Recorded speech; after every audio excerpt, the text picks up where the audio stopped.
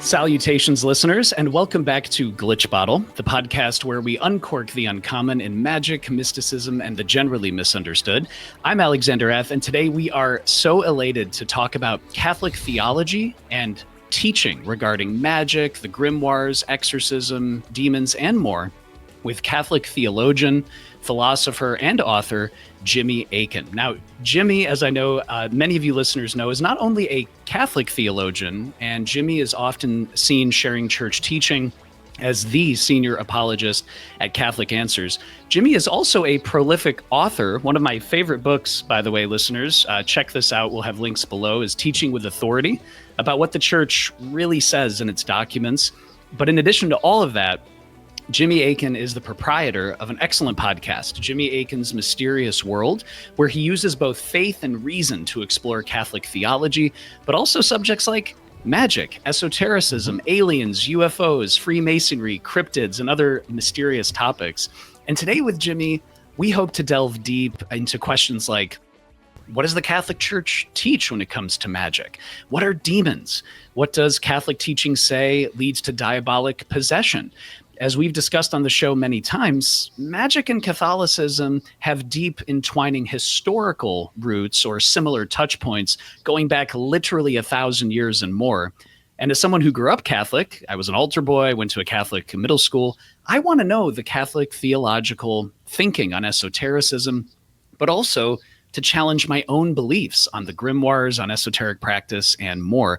And I want to fully understand the Church's positions on esotericism as I navigate my own path in life and think about my own esoteric practice. But hopefully, listeners, for you, this chat with such an esteemed theologian will be a great thought starter for you as well. And so with all that being said, Jimmy Akin, thank you so much for taking the time and stopping on the Glitch Bottle podcast today.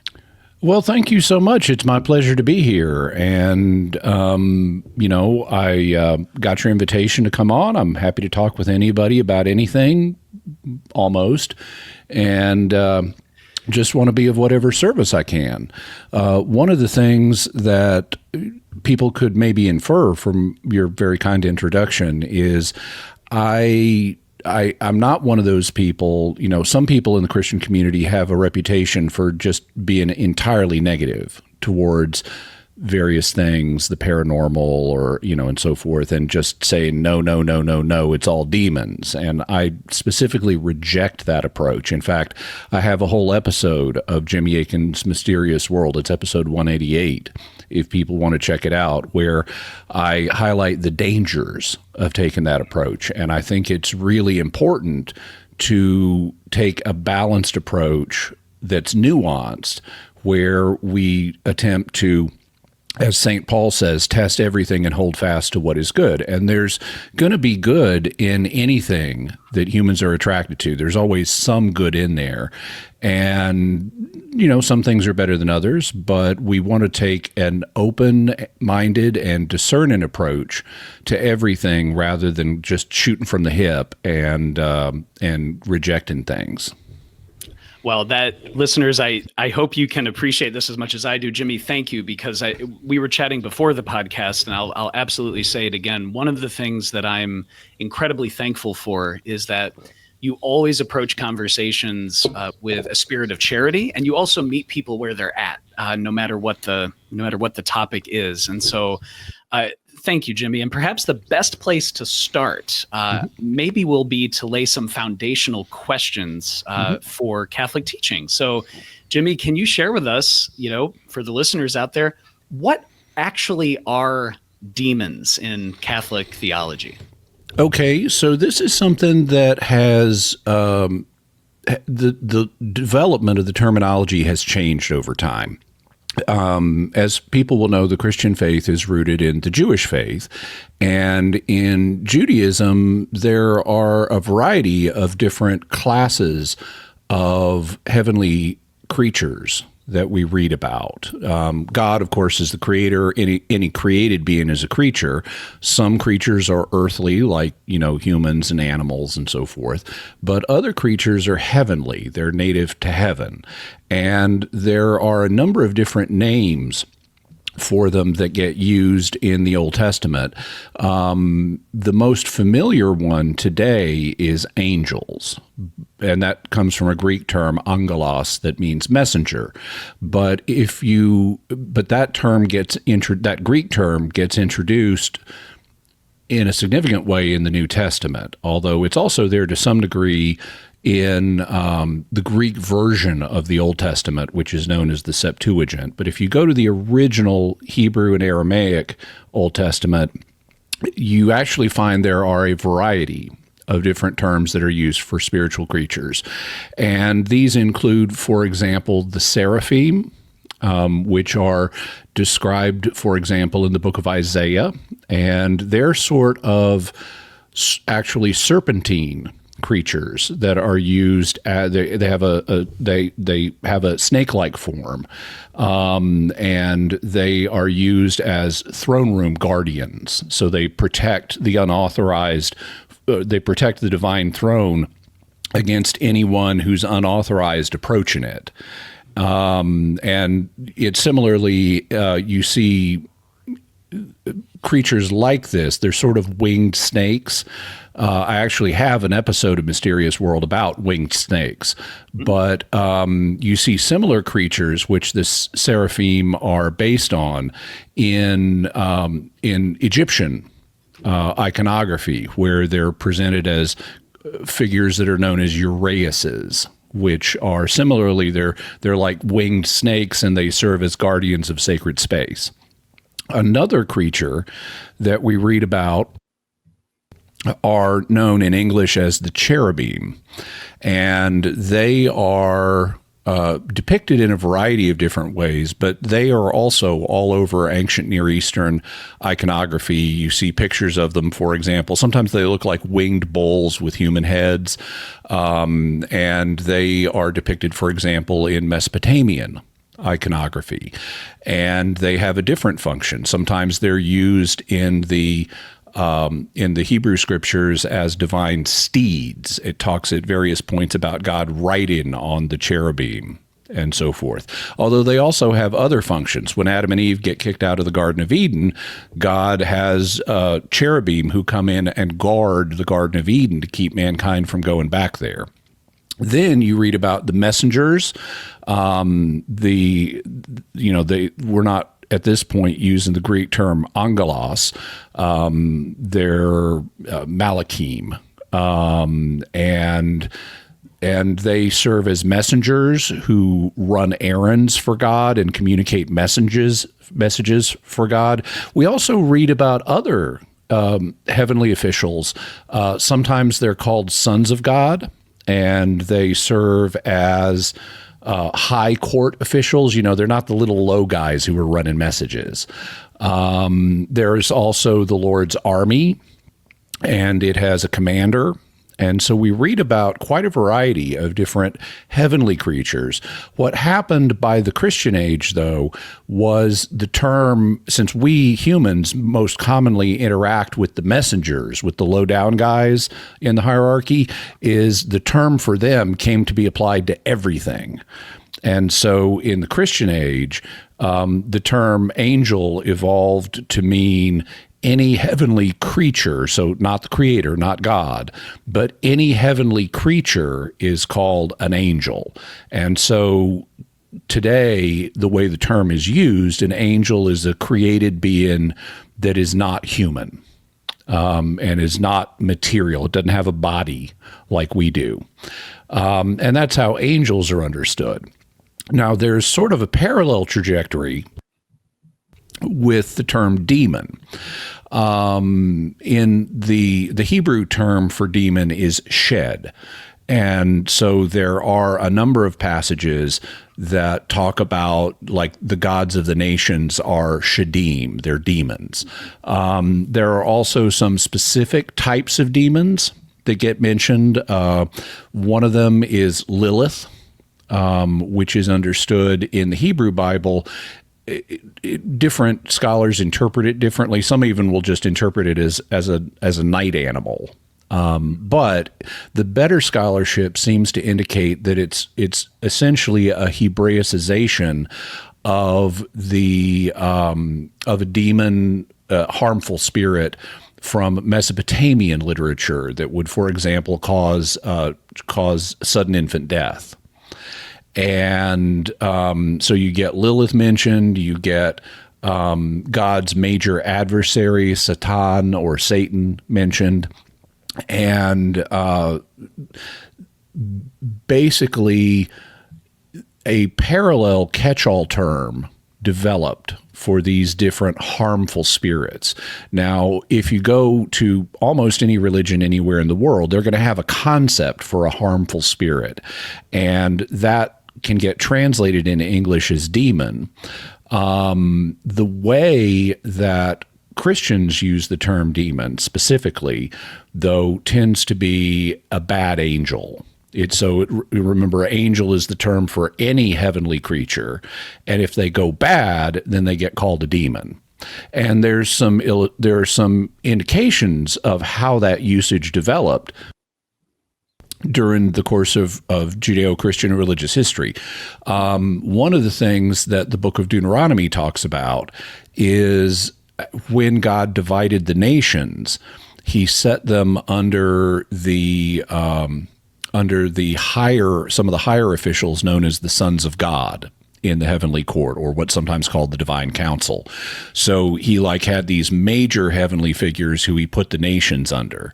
But then some of them went bad, and they started doing things like demand and worship for themselves. And that led to the description of the gods of the nations as shadim, or demons. So you can see how these beings who are originally heavenly, they're originally angelic, they're the sons of God, they go bad and they get described as demons. And we see an example of this in the book of Daniel. Towards the end of the book of Daniel, Daniel has a vision, and the angel Gabriel shows up to interpret the vision for him.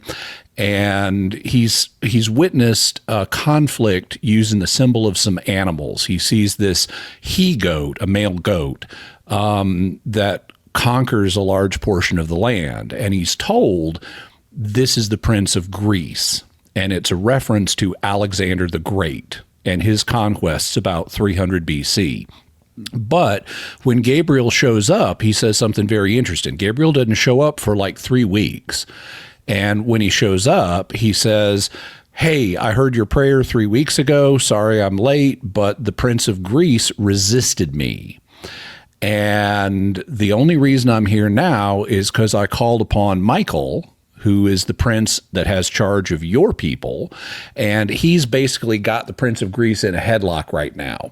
So he's doing this holding action on the Prince of Greece, and I'm here to interpret the vision for you, and when I'm done interpreting the vision for you, I'm going to go back and help Michael, and we're going to whale the tar out of the Prince of Greece. And then behold, once he's gone, the Prince of Persia is going to rise. So this parallels how there was conflict between, actually, I think I have that backwards. I have Prince of Greece and Prince of Persia backwards. But this refers to the conflicts among the empires of the day. And what you see, though, is if all these guys, Michael and the Prince of Greece and the Prince of Persia, if they were all originally sons of God, but now they're fighting each other, obviously, some of them are now resisting God's will. And so this feeds into the idea that the gods of the nations are now demons. They've demanded worship for themselves. And there are other conceptions of demons too. A very common idea that was present in Second Temple Judaism and even earlier is that at some point in the past, at least some angels wanted to marry human women, and they gave birth to a race of, it's called the Nephilim. Some people will say that means fallen ones. It actually doesn't. It actually means giants. And in some Second Temple literature of Judaism, what demons are is the spirits of the giants. So they're sort of half human, half demonic, or half angelic creatures. So the term for demon has been used differently. In some religions, it just means a harmful spirit, and it could even be a human. So a human could become a demon. In Second Temple Judaism, these hybrid, half angelic, half human creatures could be called demons. But the way the term is used today, in Christian circles, it's a non-human spirit that is a creature and has gone bad.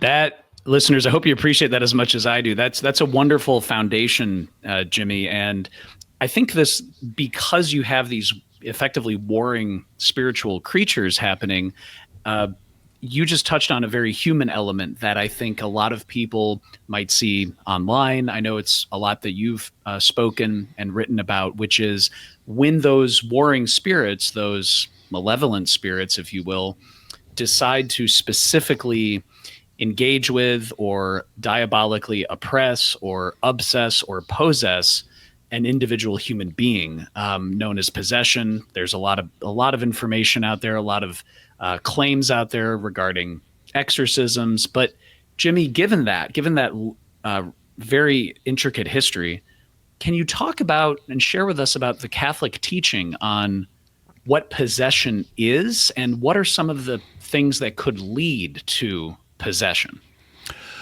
Well, there isn't so much a Catholic teaching about what possession is. We have examples of it in particularly in the New Testament, where a demon has seized control of somebody, and so they will even speak through the person. And we have examples where Jesus, for example, at one point goes to a territory that's inhabited by a people known as the Gadarenes, and he meets these demoniacs there, who are people that are basically inhabited by demons, and it affects their behavior.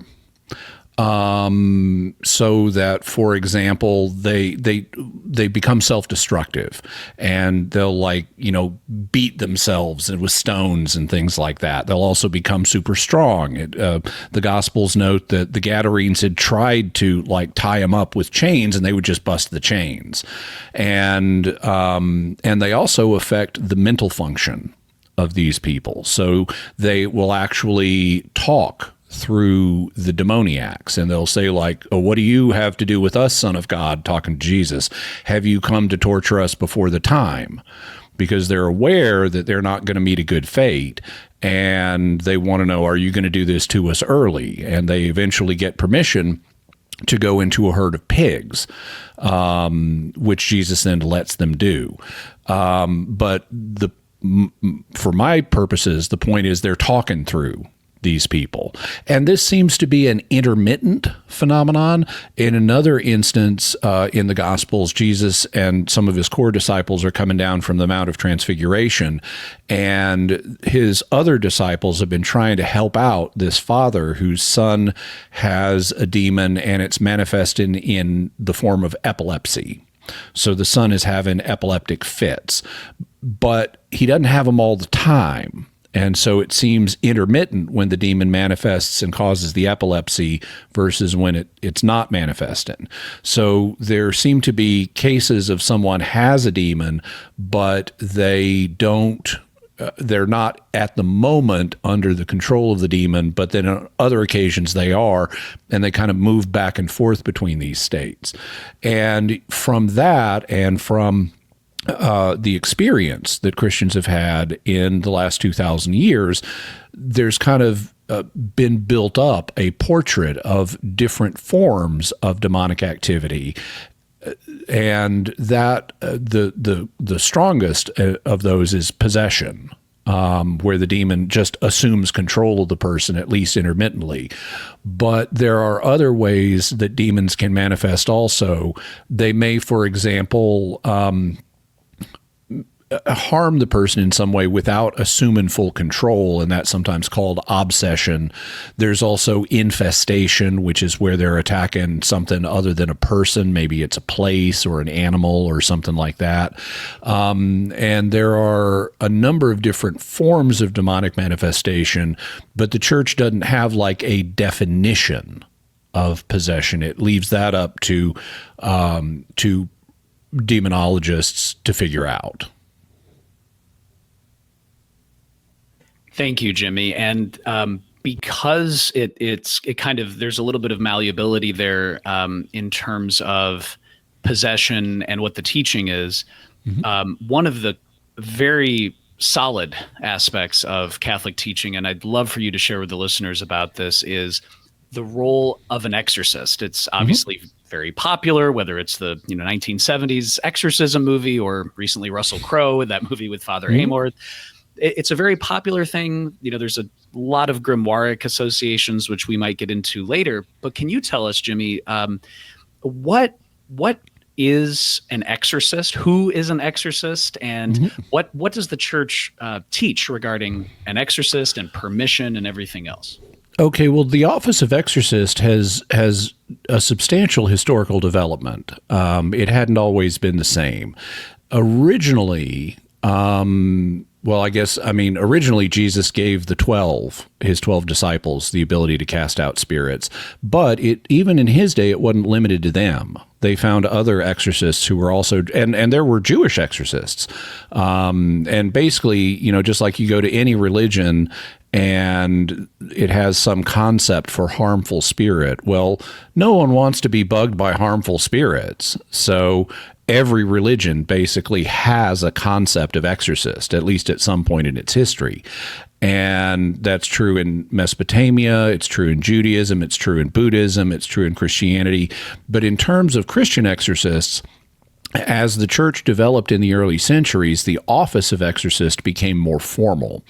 And there came to be different types of exorcism that would be done. There was an idea that, okay, there are some bad spirits out there, and we want to make sure that even if they're not manifested, they could be having some kind, even if they're not seizing control of someone, they could be having some kind of influence that we don't want.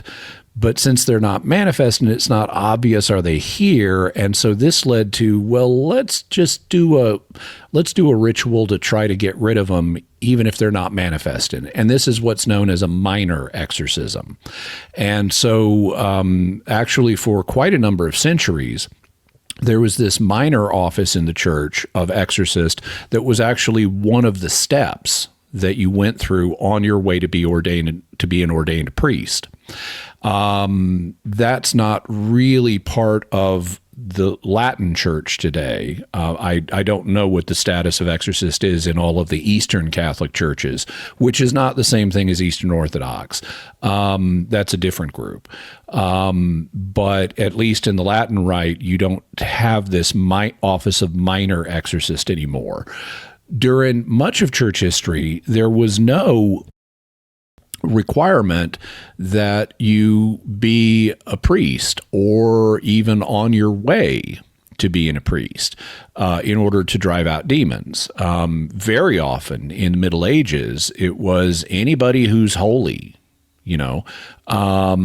and could do exorcisms. And so if you've got someone, they're a living saint, you want to use that holiness to get rid of these bad creatures. And so there were, among other things, there were female exorcists, like St. Hildegard of Bingen, who's also a doctor of the church. She wrote exorcistic texts for people to use to, kick out these demons. And so it wasn't restricted to clerics, who are people that either are priests or are on their way to being priests. But eventually, the practice became more restricted to clerics, and in recent church law, it has been restricted even further in the Catholic Church to priests who are specifically designated by their bishop to do what are known as major exorcisms. Now, there are other things that you can do for harmful spirits that are not major exorcisms. Minor exorcisms still exist, but you don't have to be a priest to do them. And there's also what are known as deliverance prayers, which ordinary lay people can do. But if you want to do the full official rite of a major exorcism, you need to be a priest who has been specially designated by his bishop to do this rite. Thank you, Jimmy. May I ask a quick follow-up question? It just occurred to me. Okay, thank you so much, Jimmy. I'll try and limit that because I have so many for you. But one of them is based on the literature that I've read with even modern exorcists, but also some of the Thomistic metaphysical scholarship. Tell me if this is accurate at all. This is my understanding, but I love your point about how the lines weren't so distinct in the Middle Ages. So would it be fair to say that all authority in Catholic theology flows from one of two buckets, broadly speaking, either authority from the natural law or authority flowing from the divine positive law? And if you have this authority, for instance, as a layperson, I do not have the authority to go around and start, exorcising people or laying hands on people. But if you had a child or somebody, you're staying within the authority structures of the natural law, whereas now the divine positive law allows a priest, as you were saying, to do that. Would that be even somewhat in the ballpark of accurate, or can you just clarify that a little bit? I think there are elements of truth there, or at least elements that are consistent with certain theories about how exorcism works.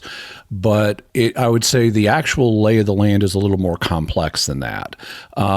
So one of the things that happened in the mid-20th century was exorcism largely went into eclipse in the Catholic Church. There were very few, it was an age dominated by skepticism and a kind of rejection of anything that might be considered superstitious.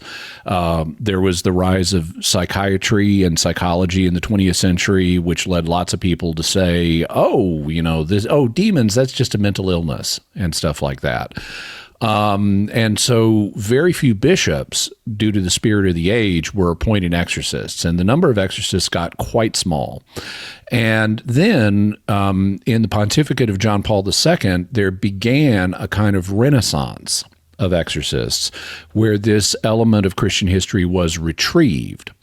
You even had some theologians before that retrieval who would say things like, oh yeah, demons are just symbols of, they're not really other entities. They're really just symbols of dark elements in the human psyche and stuff like that. Or they're a personalization of illnesses, like the epileptic boy. And they'd say, oh, well, he didn't have epilepsy.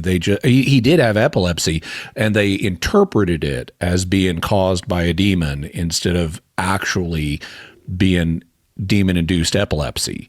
And so you had this very skeptical approach. But then in the reign of John Paul II, we got, for example, the Catechism of the Catholic Church in 1992, and it reaffirmed the traditional Catholic teaching that, demons are bad angels. And also John Paul II prepared a new rite of exorcism that came out in 1998 and complements the 1614 rite of exorcism, which previously had been the standard in Latin-speaking Christianity.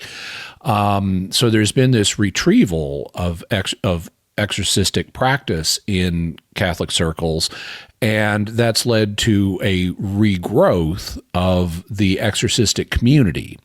But because there was that bottleneck in there, what I've found is there is the church actually doesn't teach that much about exorcism. It has two rites for getting rid of the demons, but those two rites don't contain a huge amount of information. They don't settle all the questions you would want answered. And so that's led to exorcists and other demonologists proposing answers to these questions. But because there's not a church teaching here, there's a diversity of opinion. And so I find in studying the exorcistic and demonological communities, there are different schools of thought about, like, how do you get possessed and how do you get the demon out? How do you get unpossessed? And which theory a particular exorcist or demonologist tends to endorse is usually based on who they were exposed to or who they were trained by. And they'll often, especially some of the ones you see in the popular media, they'll often just say, well, this is how it works. And it's like, okay, yeah, that's the theory of one school, but that's not what all exorcists or what all demonologists think. And they'll just say their own view as if it were the truth, even though there's not a church teaching here and there are other opinions which they either don't know about or aren't paying attention to when they're given their own opinion. To give an example now, the scenario you just asked about was heavily dependent on the idea of God-given authority. Could I, for example, do deliverance prayers over my child, even though I haven't been given the authority to do a major exorcism? Well, it's my child. I have a natural law authority over my child. So could I do something in this area? Okay, well, that presupposes that authority plays a big role in all of this. And I don't deny that authority plays a role, but is it the authority itself or is it something else that is producing the efficacy in terms of how to get the demon out? For example, there are some exorcists who have a legal theory of exorcism, and they will say things like demons are big rule keepers. They will not go in and try to possess a person unless that person has given them the right to enter them and possess them. And then effectively the exorcist comes along, he hangs up an eviction notice and says, by the authority of Christ and his church, you're kicked out, and they leave. Okay, interesting theory. How well supported is it by the data? And I don't think that theory is particularly well supported. In the first place, there are instances like the boy in the Gospels who it's hard to see him do it. His father says he's been like this since he was an infant. And it's hard to see an infant doing anything that would allow demons in to take control. Infants don't have the capacity to do things like that. So I would say that's one problem. Another problem, if demons are such great rule keepers, they wouldn't be demons. They would be keeping the rules up in heaven just like all the good angels. So we know they're rule breakers. And then thirdly, if it was just a matter of hanging up the eviction notice with the proper, legal formalities, they should leave immediately. And exorcistic experience indicates they don't. It can take a considerable amount of time and multiple sessions of exorcism to get all the demons out of a person. So it's not as simple as just saying you're legally on notice, get out of here, because they don't respond to that, at least not immediately. So I think that this legalistic understanding of possession and exorcism is not particularly well supported by the data. That doesn't mean that authority plays no role in it, but I think it's more complex than that. Another theory that a different group of exorcists will, so one of the problems with that some have pointed out with that first view that I described is it blames the victim. If you're saying, okay, you somehow did something to let these demons in, you're blaming the person. But a lot of exorcists have the experience of, the person didn't do anything wrong. And so some of them have gone to another theory, which also has some historic roots, where they'll say, someone put a spell on you, they cursed you. And that's how you got possessed. And some figures like Father Gabriel Amorth, who was a very popular recent exorcist, he's passed on now, but this was his theory about how most possessed people become possessed. He thought someone put a curse or a spell on them. I also don't think, and that does alleviate the problem of blaming the victim. But I think that the evidence for all these possessed people had a curse on them is also not particularly good.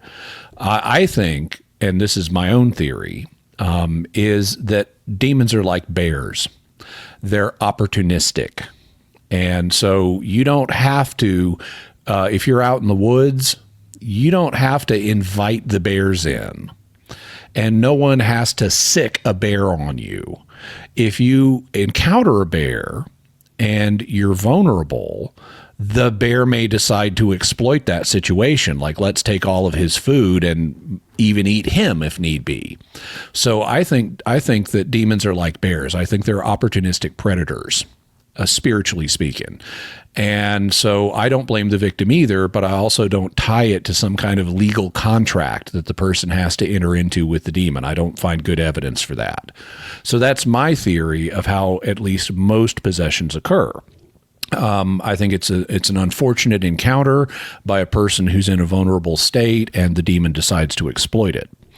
So what about exorcism? How does that work? Well, one of the things, what I propose, one of the distinguishing characteristics of demons, and this is actually mentioned in it's called the Praenotanda. It's basically the introduction to the rites of exorcism, the 1614 and the 1998. But one of the things it talks about is that demons have a notable aversion to the holy. So it's like they don't want to say the name Jesus. They don't want to look at a picture of the Virgin Mary. They don't want to have anything to do with anything that's holy. And so my thought is, depending on how you want to put it, you could say exorcism is a holiness stink bomb, or it's a holiness overload. And what you're trying to do is do enough actions that are holy that it causes the demon to just say, this isn't worth it anymore, I'm getting out of here. And I think that actually is well supported by the data. One of the things you find when you read the 1614 rite of exorcism is that it says that when the exorcist finds something that is particularly distressing to the demon, do more of that. You know, just if you find this one prayer and it's really causing the demon a lot of pain, say that prayer more. You find the parts that are the most punishing, the most hurtful for this demon, and you drill down on those. And okay, to me, that sounds like you're doing some kind of overload that the demon can't stand. And that would explain why they hang around for a while. It's not just like hanging up a notice, but they do eventually leave. It's because eventually they get sick of this holiness they're being exposed to. And as part of that, saying, hey, by the way, I've got the power of Christ's church behind me, and Christ orders you to leave, and you're going to get judged on Judgment Day, and it's going to be worse for you if you don't leave. And I tell you this by the power of Christ and the power of his church, and the Pope's on board with this, and I've got authorization from my bishop. That's just building in more and more holiness that's going to make it harder for the demon to stay. So I would say that those who appeal to authority as playing a role here do have a point. But I would just say it seems to be more complex than that. This is fascinating. Thank you, Jimmy. Yeah, I'm taking some notes here. By the way, please. that also would explain something that we see in the Gospels, because Jesus gives the 12 apostles authority to kick out spirits. So that tells us authority is relevant. But he also, when the disciples come up to him and they say, hey, we found a guy casting out demons in your name, and he's not one of us, so we told him to stop. And Jesus says, oh, no, don't tell him to stop. It's fine. Well, he obviously had not been given authority to cast out demons, but he's doing it anyway. And so that would indicate that although authority is a relevant factor, it's not the only factor. This is great. And it's a very rich, nuanced perspective. Thank you for sharing your theological opinion on this, Jimmy, because it's also something else I'd love for you to touch on just very briefly is in this sphere, when we talk about, the authority theory, curses, blaming victims, exploiting, and the holy overload, which I absolutely really appreciate. One of the things you hear in some modern exorcists, and this goes to your authority point, is under the authority structure, there are imprecatory prayers and deprecatory prayers. Mm-hmm. And if you have direct authority, like you have a child, your son or daughter, you can say as the parent an imprecatory prayer based on your authority. But if it's just a person on the street who you may think might have an issue, you can deprecatorily ask, Holy Mother Mary or the angels or the saints, please help X person. One of the things you did, and listeners will link to this below on Jimmy Akin's Mysterious World, is when you compared, and this totally changed my mind on things, when you compared the rite of exorcism from the 1600s and the 1999 rite, one of the things that I thought was, oh, well, the 1600s version has way more imprecatory prayers, and the 1998, has no imprecatory prayers, and it's all deprecatory.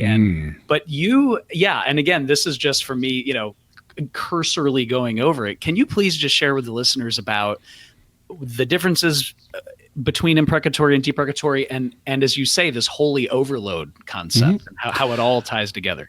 So the way the terms are being used in this context, if you're doing what you're referring to as an imprecatory prayer, you're giving a command to the demon. And so you're saying, I command you, get out of this person and don't trouble him anymore. And you may build that up with like, by the way, if you don't, you're going to get judged more harshly on Judgment Day and stuff like that. And I'm telling you this in the name of Christ and things like that. But the core of what you're referring to as an imprecatory prayer is one where you're given a command to the demon. That's not the only way you can do this, though. You also could say, oh God, and you're not talking to the demon. You can say, oh God, deliver this your servant from the demon that is oppressing him, and so forth. So you're making a request rather than issuing a command. And there have been people, particularly some, not all, but some fans of the 1614 rite who have said, oh, the modern 1998 rite, it doesn't have any imprecatory prayers in it. Yes, it does. And I did an exorcism. Now, unfortunately, the 1998 rite is on a limited circulation basis where, they give it to bishops and the bishops can give it to priests and so forth. But this is also the age of the internet. And if you have good Google foo, you can find it anyway. And I did. So I have an episode of Mysterious World where I say, no, look here's part of one of the imprecatory prayers. And I don't give the full rite. I don't want to put all that information out there, even though others have it, but I do want to put out enough that people will know this is a calumny against the new rite.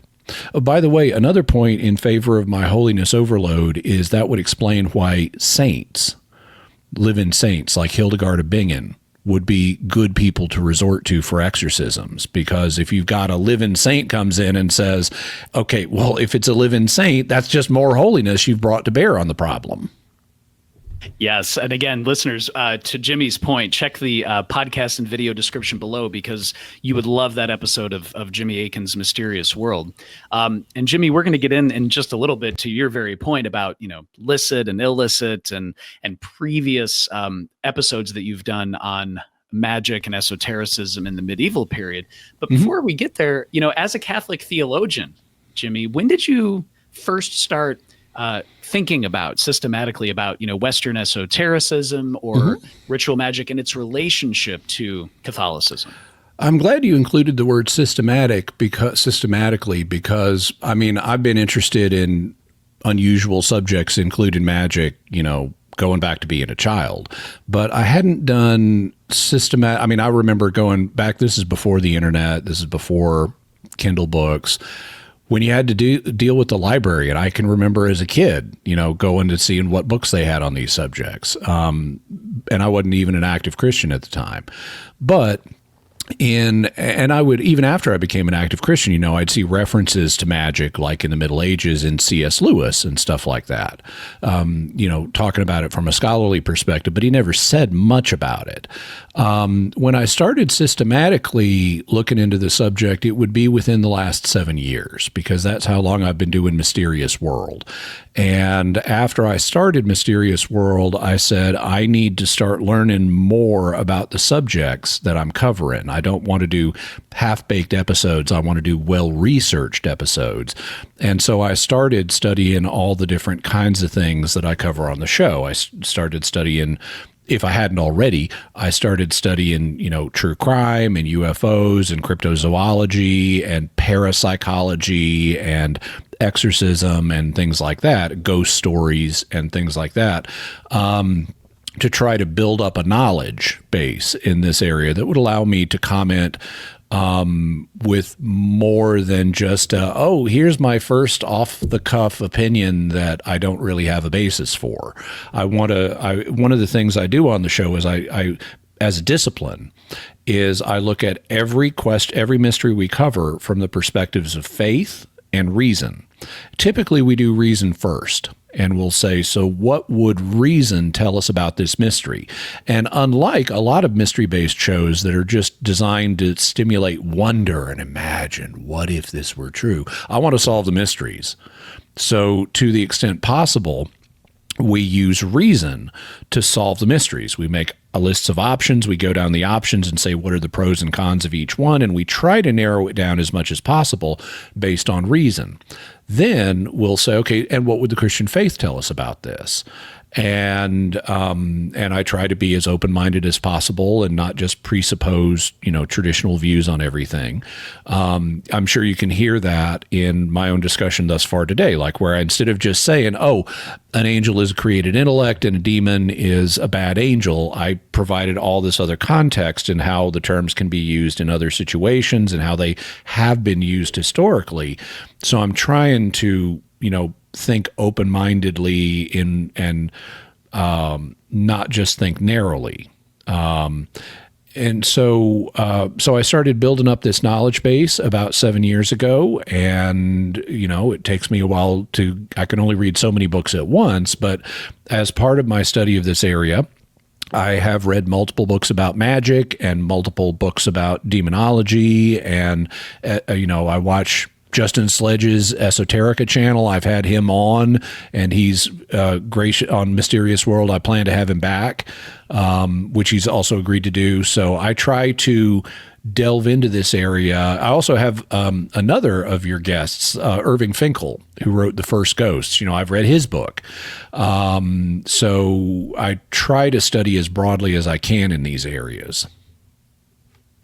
That's wonderful. And yeah, Dr. Sledge is fantastic, and so is Dr. Finkel, and I love that. I love that you show fidelity to both faith and reason, and you really do, listeners. If you haven't checked out one of Jimmy's episodes before, it is incredibly logical. I mean, very Thomistically modern, if you will, and incredibly well researched. Introducing premises and introducing ways that you kind of navigate the topography. That is so wonderful. And I actually, Jimmy, to your point, this actually leads into your last 7 years, and specifically episodes 105 and 106 of Jimmy Akin's Mysterious World, which listeners will link to below. You've done extensive research and extensive work in the area of esotericism and Catholic theologians in the medieval period. And can you share with us a little bit, just some of the broad strokes about, in the medieval period, what were some of the distinctions that Catholic theologians made between licit and illicit magical practices? Well, I guess we should start by talking about what magic is, because this is a notoriously neuralgic word in anthropology. There are bunches of different definitions for magic that you're going to find in anthropological write-ins, and some of them are based, I won't even go into the whole taxonomy of them, but I'll tell you how I think the most constructive way to use the word magic is. Originally, the term magic, it comes from Greek, but it's based on the name of a Persian tribe, specifically the tribe that we refer to in a lot of English translations of the New Testament as the Magi. And they were a priestly tribe in ancient Mesopotamian religion, kind of like the Jewish tribe of Levi. So, like if you're a Jew, okay, you want to do a sacrifice, you need a priest from the tribe of Levi to do the sacrifice for you, at least after a certain period in their history. Well, if you were one of the Persians, you wanted and you wanted to do a sacrifice. You wanted a member of the tribe of Magi to come and chant the hymn of the gods for you to make your sacrifice acceptable. And so then the Persians had contact with people in neighboring cultures, and so the term mageia in Greek was developed to mean basically it's the stuff that the Magi do. And originally it was associated strictly with the Persian tribe. But by the 1st century AD, it had come to be used more broadly to mean somebody who does something that reminds us of the Magi, even if it's not literally what the Magi did. And so the term magic from mageia came to mean basically a religious ritual that reminded people of what these foreigners do. So it was an unapproved religious ritual that that was viewed as kind of shady and had often a foreign origin. So, what the Magi did was not in principle, their rituals were not in principle any different than the rituals of people in other religions. Just like the Magi presided at sacrifices, well, Levitical priests provided at sacrifices, and Greco-Roman priests presided at sacrifices, and Egyptian priests presided at sacrifices. But if you were doing something that was kind of, well, we don't do that, that's kind of a foreign thing, we haven't accepted that as an approved ritual here, people would call it magic. And so I think that the most constructive use of the term magic, speaking from an anthropological point of view, is it's just a ritual that is not approved and that has a kind of shady reputation and may well be of foreign origin or include foreign elements, although maybe not. And I've got kind of an interesting illustration of that for you. I hadn't told you I was going to do this, but I have lots of books of magic. Some of them are, electronic, but here I've got a couple. This is Bob Breyer's book on ancient Egyptian magic, which is interesting to read. But this is ancient Christian magic, and it's principally derived from Coptic, which is one of the languages in Egypt, because just like this other one, you notice they're both magic books, but they're both focused on Egypt. It's because Egypt has a very dry climate, and so papyrus survives better in Egypt than it does in, say, Germany. And so we have lots of ancient literature from Egypt compared to other countries, and that makes these glimpses into ancient magic more accessible from Egypt than, say, Germany or Iceland or somewhere like that. So this is a collection of rituals. This ancient Christian magic book, it's a collection of rituals that come from Egypt, and they are classified by the editors, Marvin Meyer and Richard Smith, as being magic. And they cover all kinds of interesting stuff. Now, I don't myself read magical books for purposes of practicing magic. I have them for purposes of understanding how did people think about this, what did they do, what were the kinds of things they did, and so forth. So in going through ancient Christian magic, there are quite a number of very interesting rituals or spells in here. And some of my favorites are, let's see, spell for a good singing voice. So you want to be a good singer? Here's a ritual for you. Or another spell for a good singing voice. So apparently having a good singing voice was a high desirability. They got more than one ritual for it. And then spell to bind or silence a dog. So it's like, you want that dog next door to shut up? Here's a ritual for you. But when you turn to the rituals in question and you read them, they're fascinating. I was really struck. Now, a lot of these rituals are from early centuries of the Christian era, and in reading these, it's like, wow, the people who wrote some of these were really well informed theologically. I mean, they're dealing with complex theological concepts. But just to stick with the first spell for a good singing voice, and, spell, that's added by the translators. They didn't call them spells, but it's a ritual. So here's what you do. Here's the part you say. This is the invocation. You say, "One Holy Father, amen. One Holy Son, amen. One Holy Spirit, amen." Okay, they just invoked the Trinity. Jesus, amen. Savior, amen. Sabaoth, amen. Sabaoth being a Hebrew word that is connected with God. "I invoke you. Hear me in your mercy, O you who are the true God, God of the lights, God of heaven and earth, Lord God Almighty, Father of our Lord Jesus Christ, the one before whom stand the cherubim and the seraphim, before whom everyone trembles. Sing unto him, praising him, and saying, Holy, holy, holy, Lord Sabaoth. Heaven and earth are full of your glory. Truly indeed, God Almighty, heaven and earth are full of your glory." Okay, is this sounding particularly magical to you thus far, or does it just sound like an ordinary Christian prayer? Yes, the latter. Yeah. Yeah. And I say many of these same lines at Mass every Sunday. We've got the Trisagion, the Holy, Holy, Holy. That's part of the Catholic Mass. So you've just invoked God with all this pretty standard sounding Christian prayer. Then you say, "Hear me today. I am the son of name." So in my case, it would be, I am the son of Susan, or I'm the son of Jim, or whatever.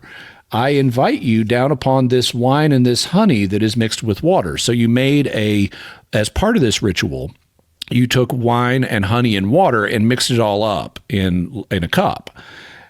So "I invite you down upon this wine and this honey that is mixed with water in this chalice that is before me, so that you might bless it with the blessing from heaven above, your holy dwelling place.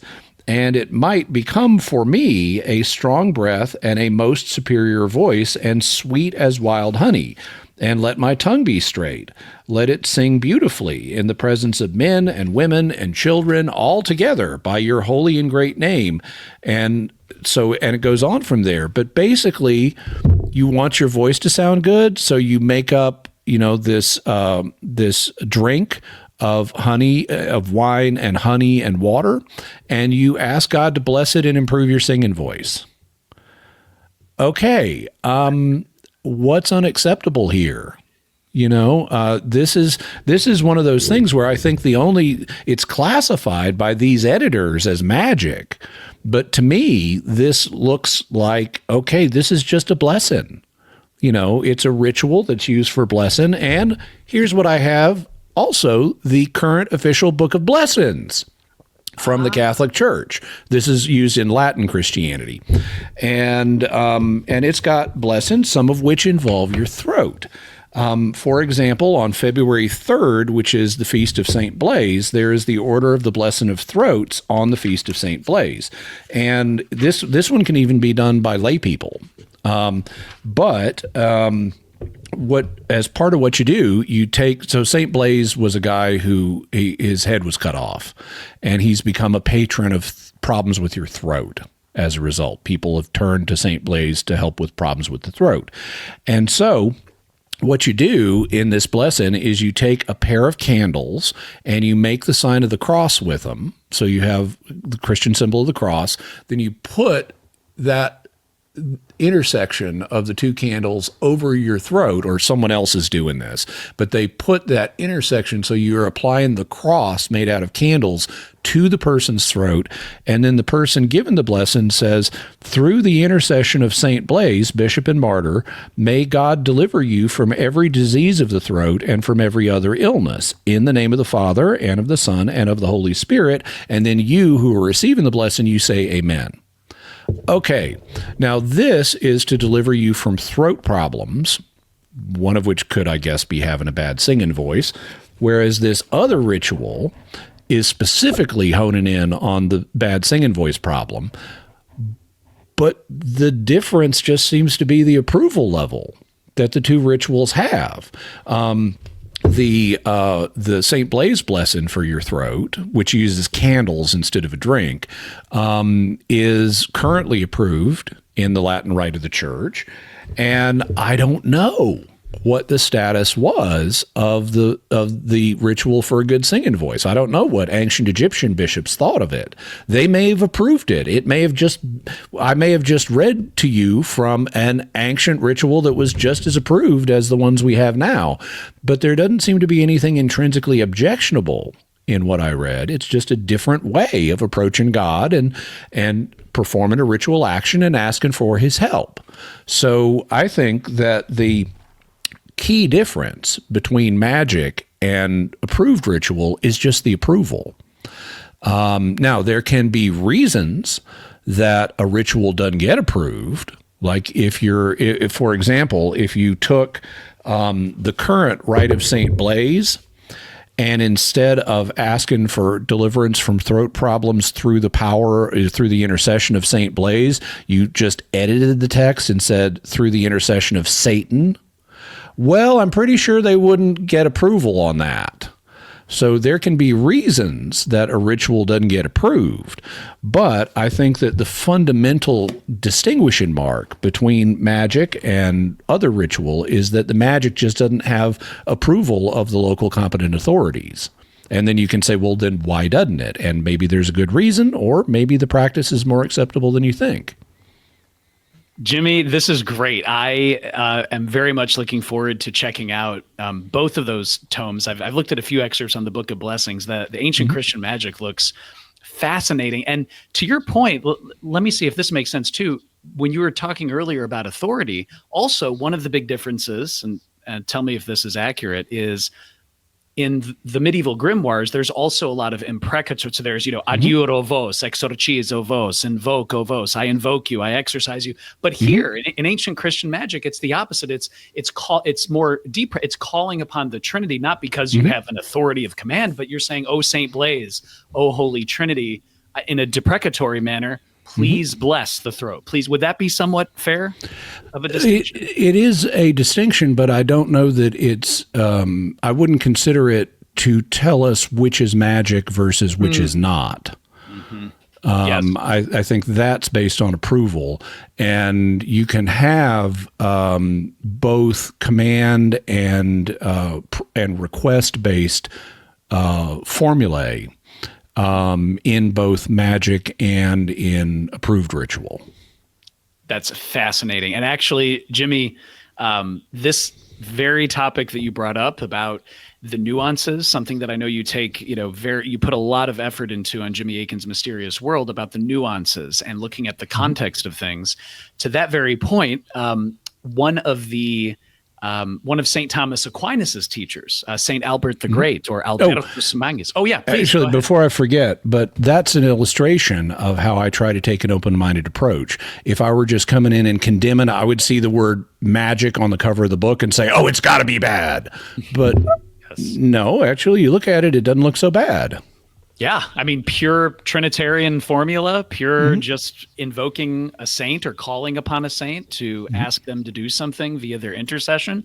To me, that seems like, straight up Christianity, straight up Catholicism. So thank you for that nuanced approach. And also, I think this goes, listeners, something we said at the beginning about your spirit of charity, Jimmy, and also being able to really nuance things. And so thank you. Thank you for bringing that up. And this goes to an exact medieval example of this, which is, many listeners, of course, are familiar with St. Thomas Aquinas, but one of St. Thomas's mentors or teachers, Albertus Magnus, also known as St. Albert the Great, explored the nuance between these boundaries between, licit and illicit magic and defending the magi or the wise men who followed a star to the nativity of Christ in the Gospel of Matthew chapter 2. And specifically, St. Albert's quote, and this is from the Routledge History of Medieval Magic, saying when St. Albert was looking at this, his quote, attempt to exclude demonic aid from the wise men's undertaking to identify their interpretations of biblical revelation as rational and to distinguish from their ways of coming to knowledge of any hint of demonic aid. Albert's commentary on Matthew 2 reflects a mode of biblical exegesis and an approach to astrology that can be considered scholastic, end quote. And so, Jimmy, given this, I was blown away when I heard this. Can you share your own theological opinion on St. Albert's analysis of Matthew 2 and following the star? Well, I can up to a point. Okay. I have the Rutledge History of Magic, but they don't give me the quotation from not the full quotation with its context from Albert the Great. And this is a perennial problem with Albert the Great, who is also, like Thomas Aquinas, he's also, and Hildegard of Bingen, he's also a doctor of the church, which means he's one of the top, 36 theologians in church history. And he's one of them. They don't call you the great unless you got something going on. And so I would love, and I know of things that he wrote about because I read references to them in scholarly works, but it is very hard to find English translations, and my Latin is not such that I can read it as easily as English. I can read it, but it's like, I get it's a big process, especially if I want to translate accurately. So, I would even pay Brill publishers hundreds of dollars to give me accurate translations of Albert the Great. And for people who may not know, Brill, the price of Brill books is insane. Justin Sledge and I have joked about this. I think I asked him a question when he was on Mysterious World about, what is the center of evil in academic publishing and why is it Brill? Because they make it so hard to afford their books. Like, for example, here is Babylonian Planetary Omens Volume 4, published by Brill. I paid $300 for this book, and you can see how thin it is. I am thoroughly convinced that when the publishers of Brill, they're based in the Netherlands, by the way, although this has nothing to do with that.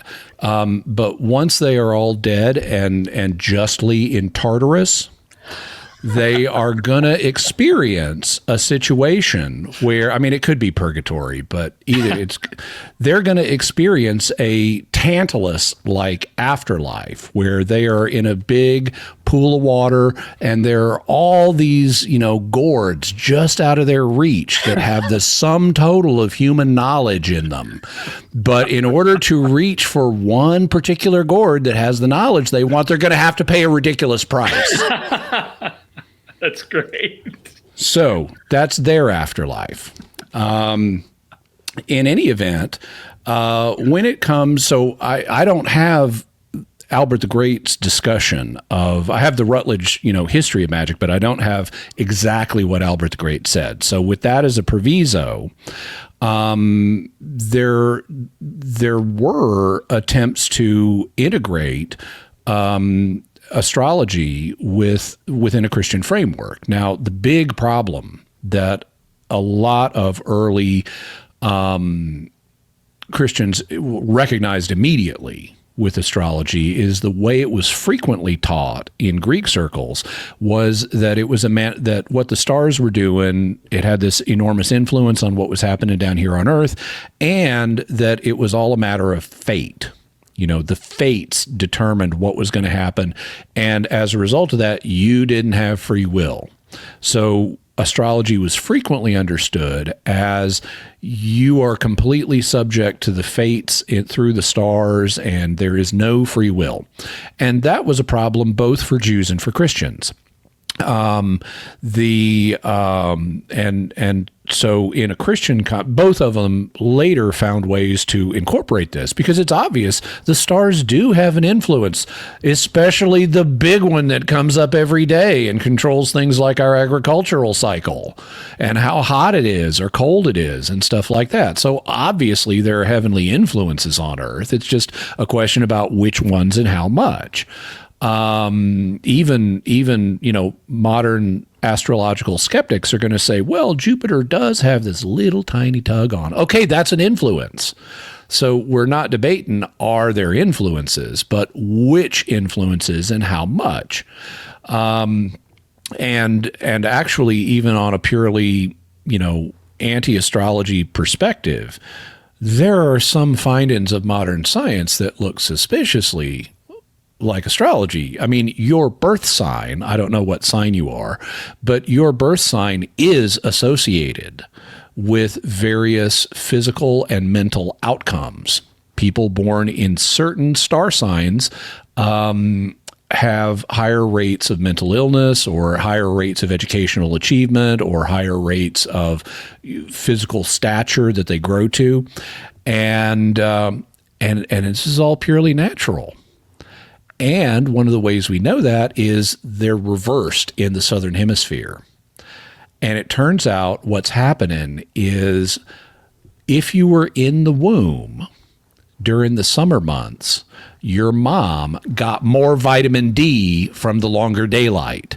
And that vitamin D caused you to get an early start or lack of an early start on certain characteristics that are going to manifest years down the line, like how tall you're going to be, how much schooling you're going to get, or how prone to mental illness you are.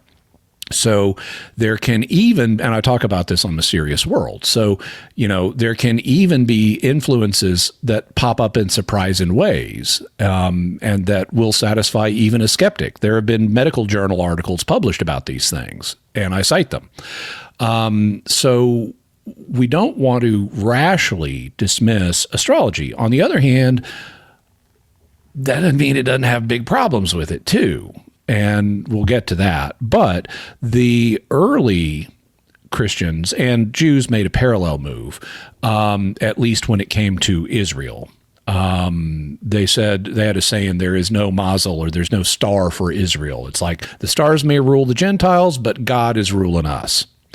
Well, Christians had a parallel move. They said, you can admit that there's influence from the stars as long as you preserve free will.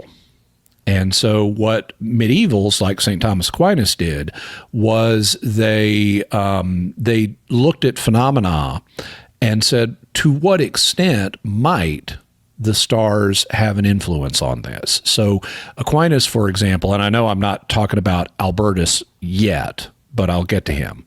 But his student, Aquinas, said that, okay, well, let's look at the weather. Does the weather involve free will? No. Therefore, astrologers could forecast storms and things like that.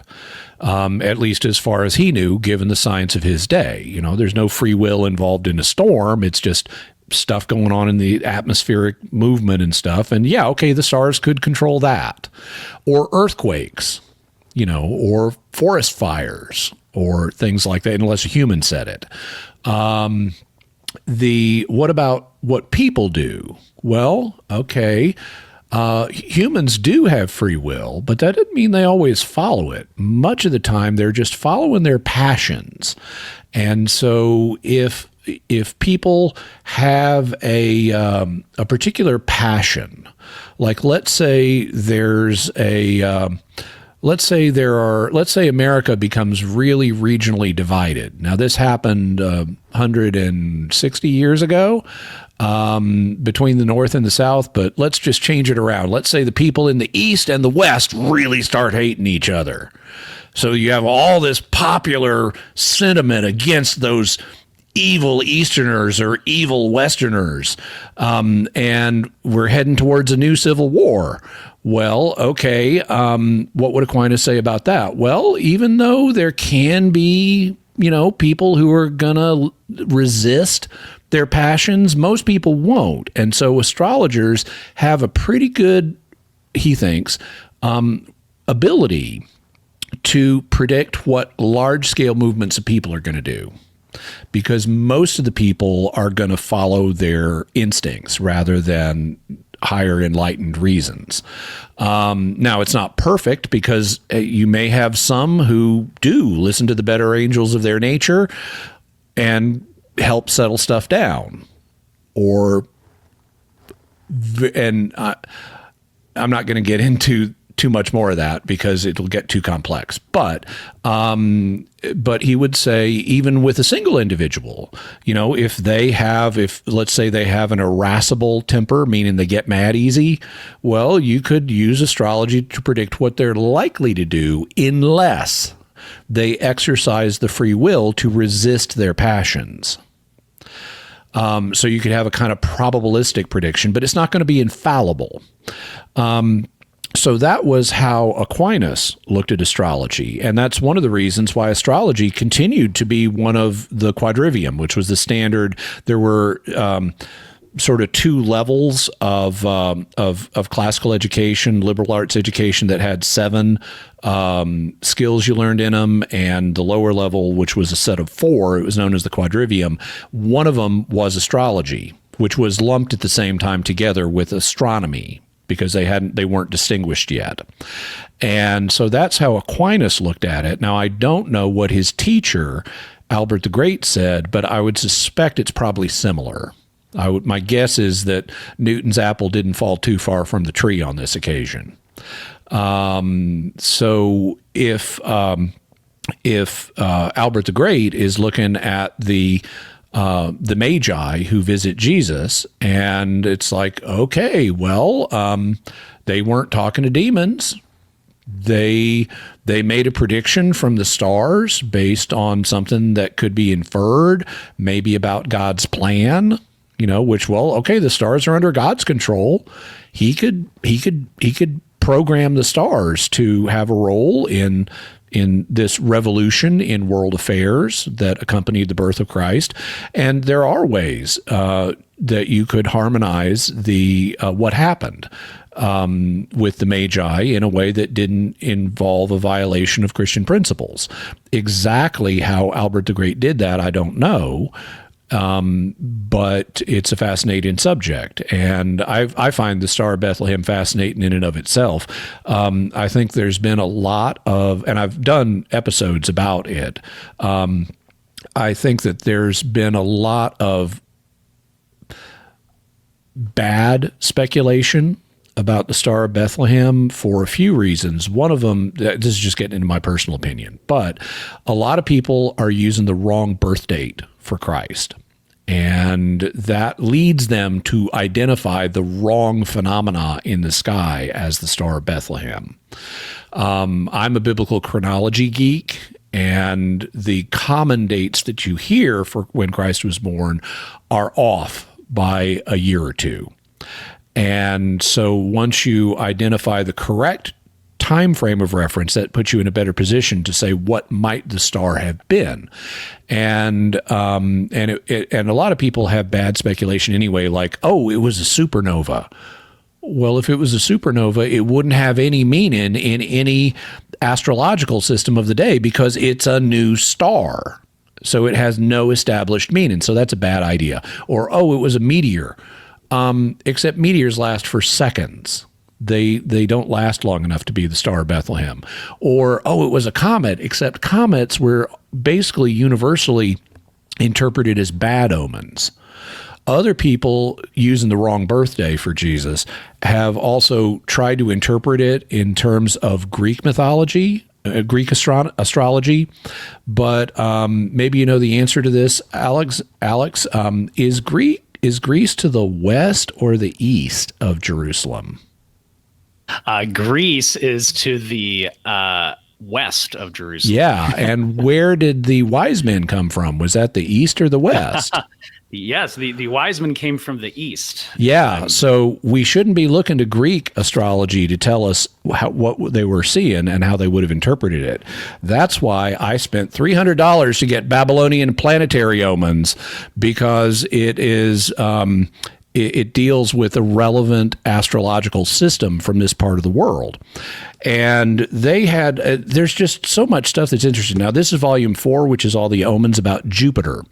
And I think that's what the Star of Bethlehem was. I think they saw Jupiter do something in the sky that told them a king is going to be born in a place they called Amuru, which was the area to the west of Babylon, but that bordered the Mediterranean Sea, which the Jewish state did. There's going to be a king born there who can help us out, because they had certain omens connected with Jupiter. And there's some very interesting stuff about this. I won't go through it all because it would take too much time, but we don't know for sure that they were using Babylonian astrology. But if they were, there is a plausible scenario for something that Jupiter did in the correct time frame that would suggest to a Babylonian astrologer, maybe you want to go over to Jerusalem and establish a peace envoy because there's a new king who's from there who is going to potentially help you out. And I think that's the most likely scenario for what the Magi saw. They have all kinds of fun stuff, though, in Babylonian astrology. The way they did it, it's not like us, where we'll calculate where the planets were or are going to be. They would wait until a planet did something in the sky. That's why this is planetary omens. You're looking up at the sky to give you omens, and then you look back and say, okay, the last time this strange thing happened, what happened? And one of the things they have with Jupiter is if it appears in the sky under certain conditions, it means the king is going to die. And so how do we protect the king if Jupiter says he's going to die? And they had what is now called the substitute king ritual. So what they would do is they would go to the prison and they would find someone who was already condemned to death, and they would bring him out of prison, and they would dress him up as the king, and they would feast him like they would feast a king, and they would refer to him as the king. So we're telling the cosmos, this guy here, he's the king. Meanwhile, the former king gets to spend a month as the farmer. And he dresses like a farmer, and he lives in a farmer's house, and he backs off for a month, and everyone talks about him as the farmer to tell the cosmos and the gods, okay, this other guy, he's not the king. He's just a farmer. And then at the time that Jupiter dictates the king should die, you take the current king, the substitute, and you just execute him because you were going to do that anyway. And then the farmer can come back to the palace and put on the royal robes, and he's safe. And that's the substitute king ritual. So there's some fascinating stuff in this area. Oh my goodness! I know I've never heard of something like the king substitution ritual. Mm-hmm. And Jimmy, thank you for literally, and this is something that's so great that you do, and Justin Sledge and everyone, for getting these beautiful gems from the very hard to get Brill literature. This is this is so great, and I really appreciate you sharing all of that, especially the history, the context, and how people like St. Thomas Aquinas looked at something and how it could be applied today, as well as Albertus Magnus. And I think, Jimmy, given that, this tees up the next question perfectly, because, okay, we have, in the 1300s, we have, St. Thomas Aquinas, we have Albertus Magnus. And then if we go all the way to today and the Catechism of the Catholic Church, can you share about, and I believe it's paragraph 2117, but I know you will correct me if I'm off on that.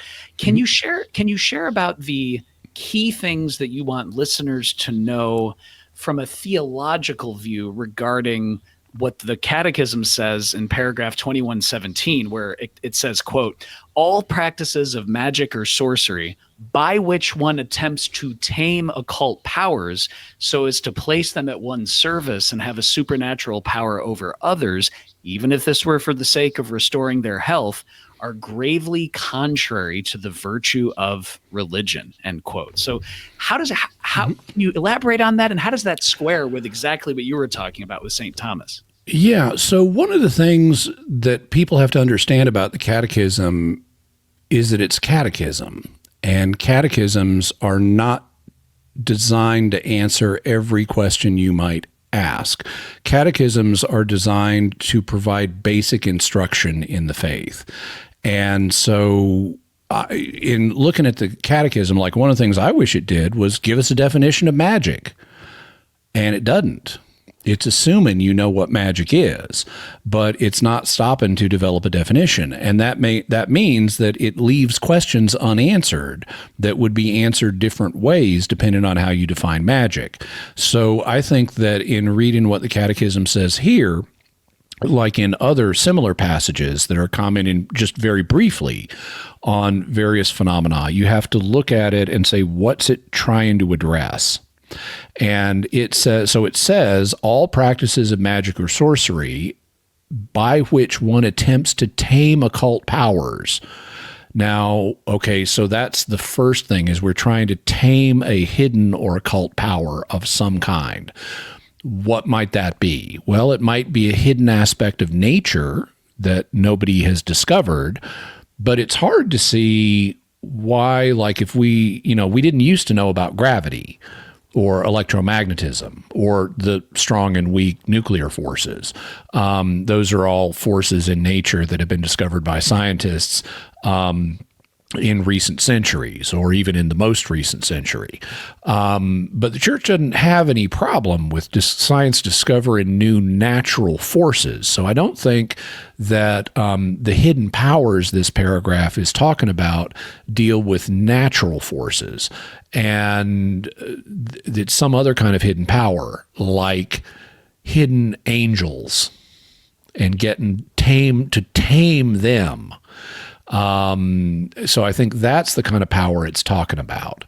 All practices of magic or sorcery by which one attempts to tame occult powers so as to place them at one's service and have a supernatural power over others, even if you're trying to help them out by restoring their health, are gravely contrary to the practice of the virtue of religion. Okay, so what's the virtue of religion? Well, it's basically having a right relationship with God and so forth.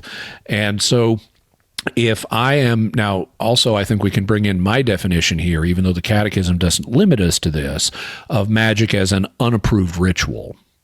But if someone says, okay, I've got this unapproved ritual, and I'm going to try to tame either God or his angels or his demons and place them at my service and have a supernatural influence over other humans, even if I'm trying to do something nice for them, do I have a right relationship with God at that point?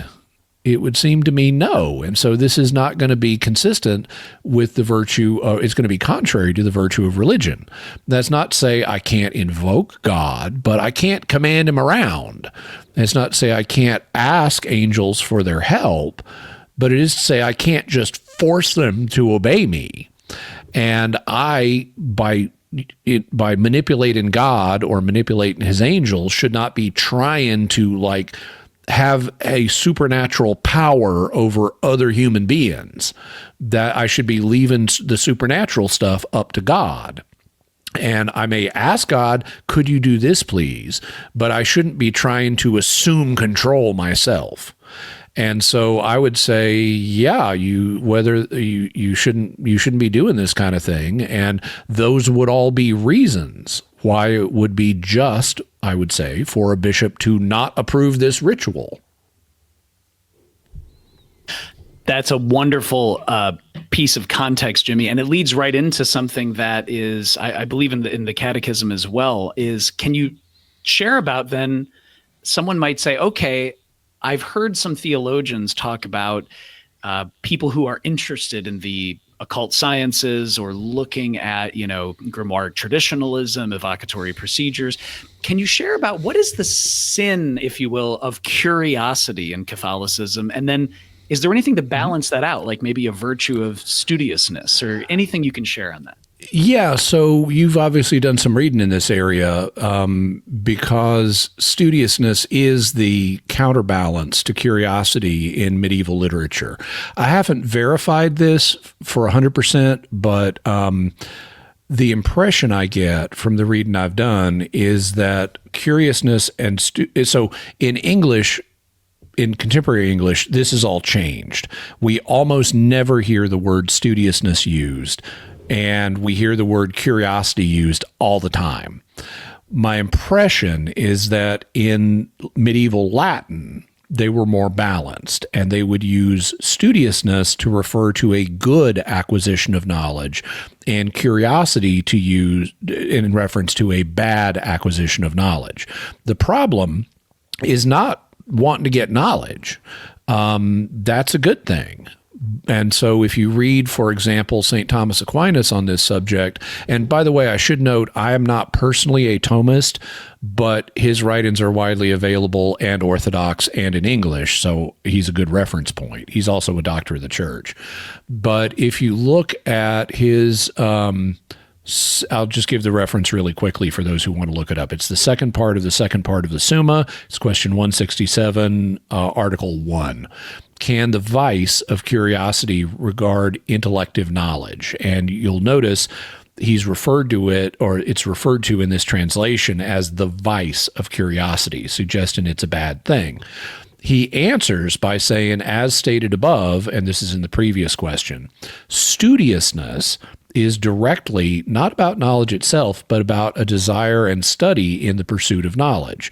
Now, we must judge differently of the knowledge itself of truth, and he goes on, but basically what he does is he distinguishes studiousness and curiosity not in reference to are you trying to get knowledge, but what are the consequences of that? And so an example he gives is if you want to learn stuff so you can have an inflated sense of self-importance and pride, well, okay, that's curiosity, that you're doing something bad. Or if you want to learn something like how to pick a safe so you can go out and steal money from people, okay, that's curiosity too. That's bad. If you want to learn spells so that you can bend God to your will, okay, that's bad. And basically, he defines curiosity in such a way as it's the pursuit of knowledge that is disordered somehow so that it leads to something bad, as opposed to, I just want to know because knowledge is cool. Okay, that's studiousness. Now,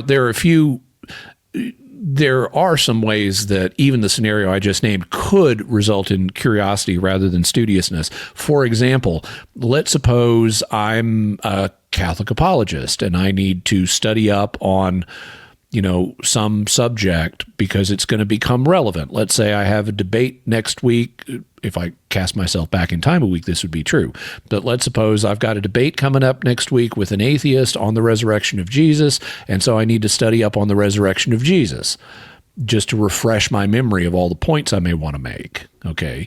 Well, if I said, hey, abstract mathematics is cool, I'm going to spend all week studying abstract mathematics instead of the resurrection.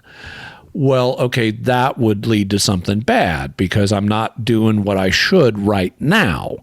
And so that would be curiosity rather than studiousness.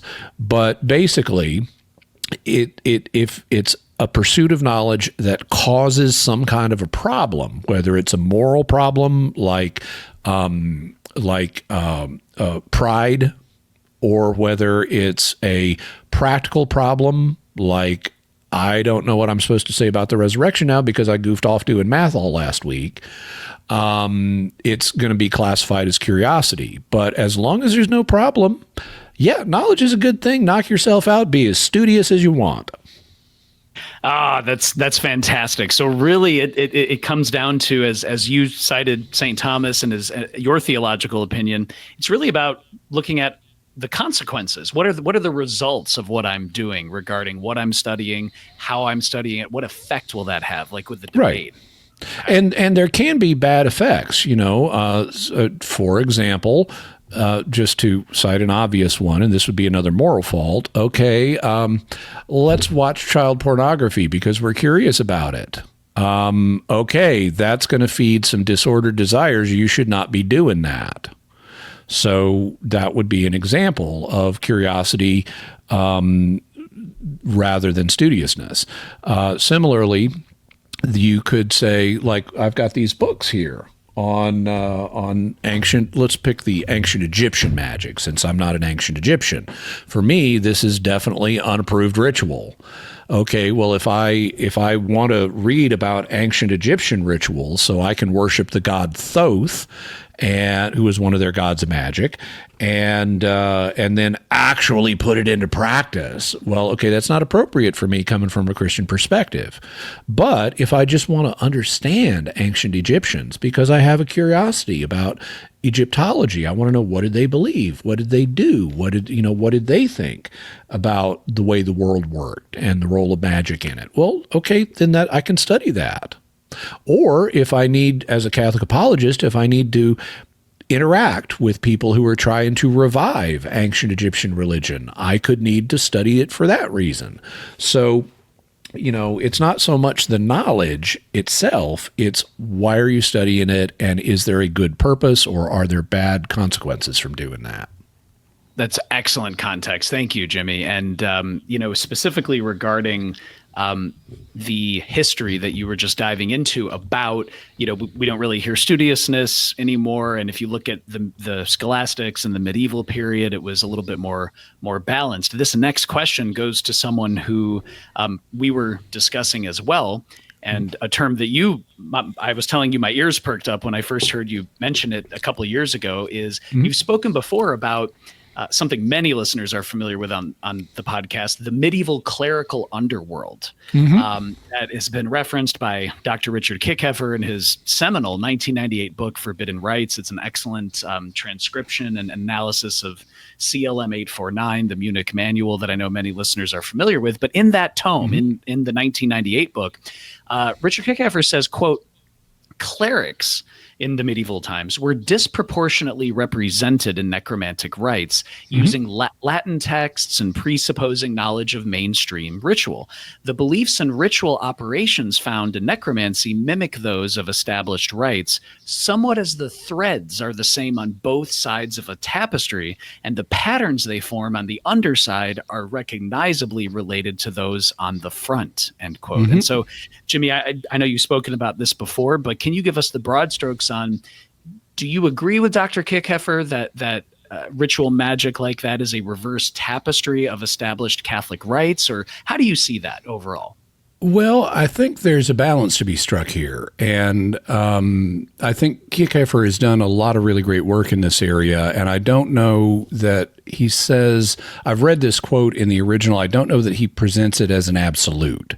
I definitely agree there was a medieval clerical underworld. And that clerics, who were not all priests, this also includes the preliminary stages, like I mentioned earlier, exorcist was one of those. It was a stage you went through on your way to being ordained as a priest. And some people got part way to being a priest, but they never finished. They never went all the way. But anybody who was in the process, even if they stalled out at a certain point, anybody who was in the process was called a cleric. And they were disproportionately represented in certain segments of magical use. Now, there were other people who were not clerics that also were disproportionately represented, like, folk healers, like wise women and stuff like that, or wise guys, if you want to do the other sex. And so there were a lot of folk practitioners. But in terms of people who were doing certain types of magic, yes, they tended to be, especially magic in Latin, who had books of magic and stuff, as opposed to just folk rituals they did. It did tend to be clerics. One reason for that is you needed to read. You also needed to be able to buy books, or manuscripts at least. And so, well, who could read Latin in the Middle Ages? Well, clerics could. And who could have libraries and who made books? It's like you got a scriptorium going in your monastery. Yeah, okay. So you have access and ability. And you're going to have clerics being disproportionately represented. So all that's true. Also, you're going to have similarities between ceremonial magic or ritual magic and and Christian ritual. Because if you've got clerics doing this, well, they're going to relate it to other rituals they do.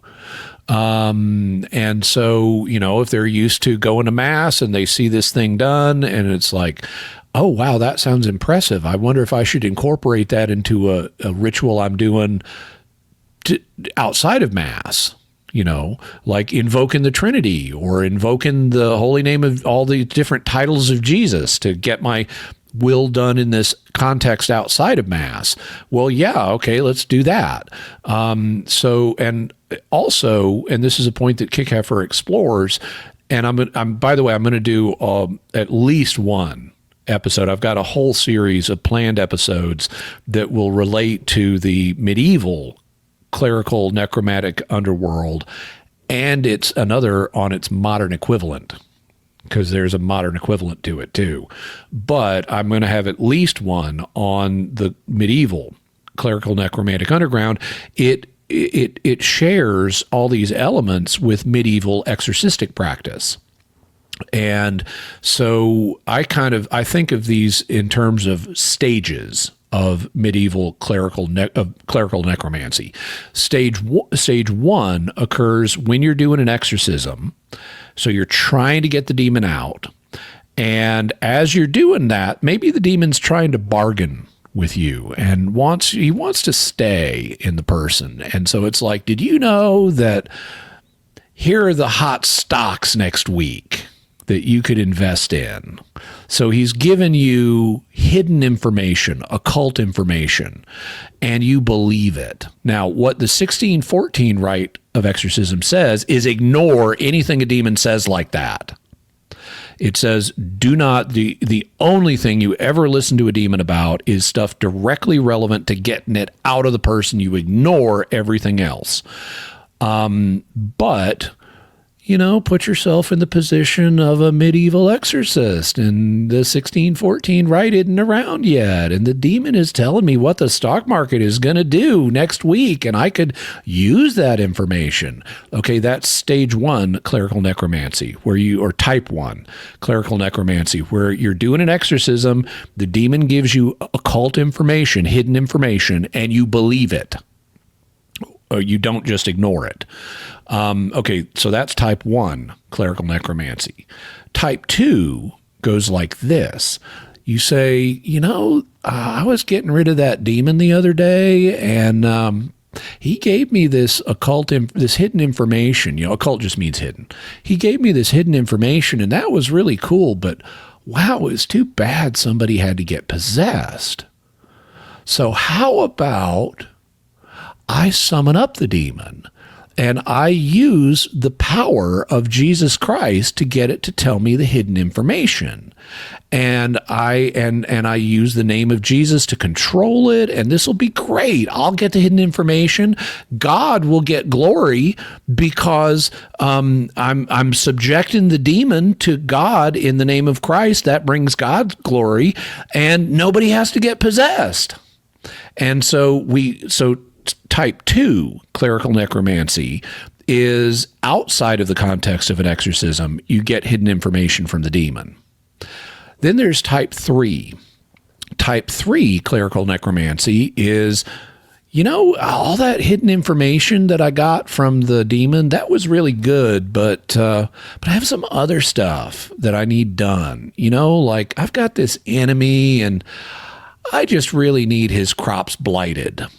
So what I'm going to do now is I'm going to call up the demon, and I'm going to use the name of God and all the angels and saints, and I'm going to force that demon to go blight the crops of my enemy so that justice will be restored in the world. And that'll be good for me, and that'll bring glory to God, and nobody has to get possessed. And so type 3 clerical necromancy is outside of the context of an exorcism. You use the demon to do stuff besides just give you information. Now, so you can see how exorcism would lead to ceremonial magic involving demons.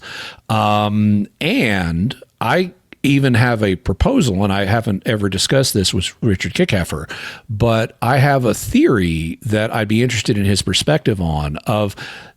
Now, I've called these type 1, type 2, and type 3, but I wonder if historically they could be stage 1, stage 2, and stage 3.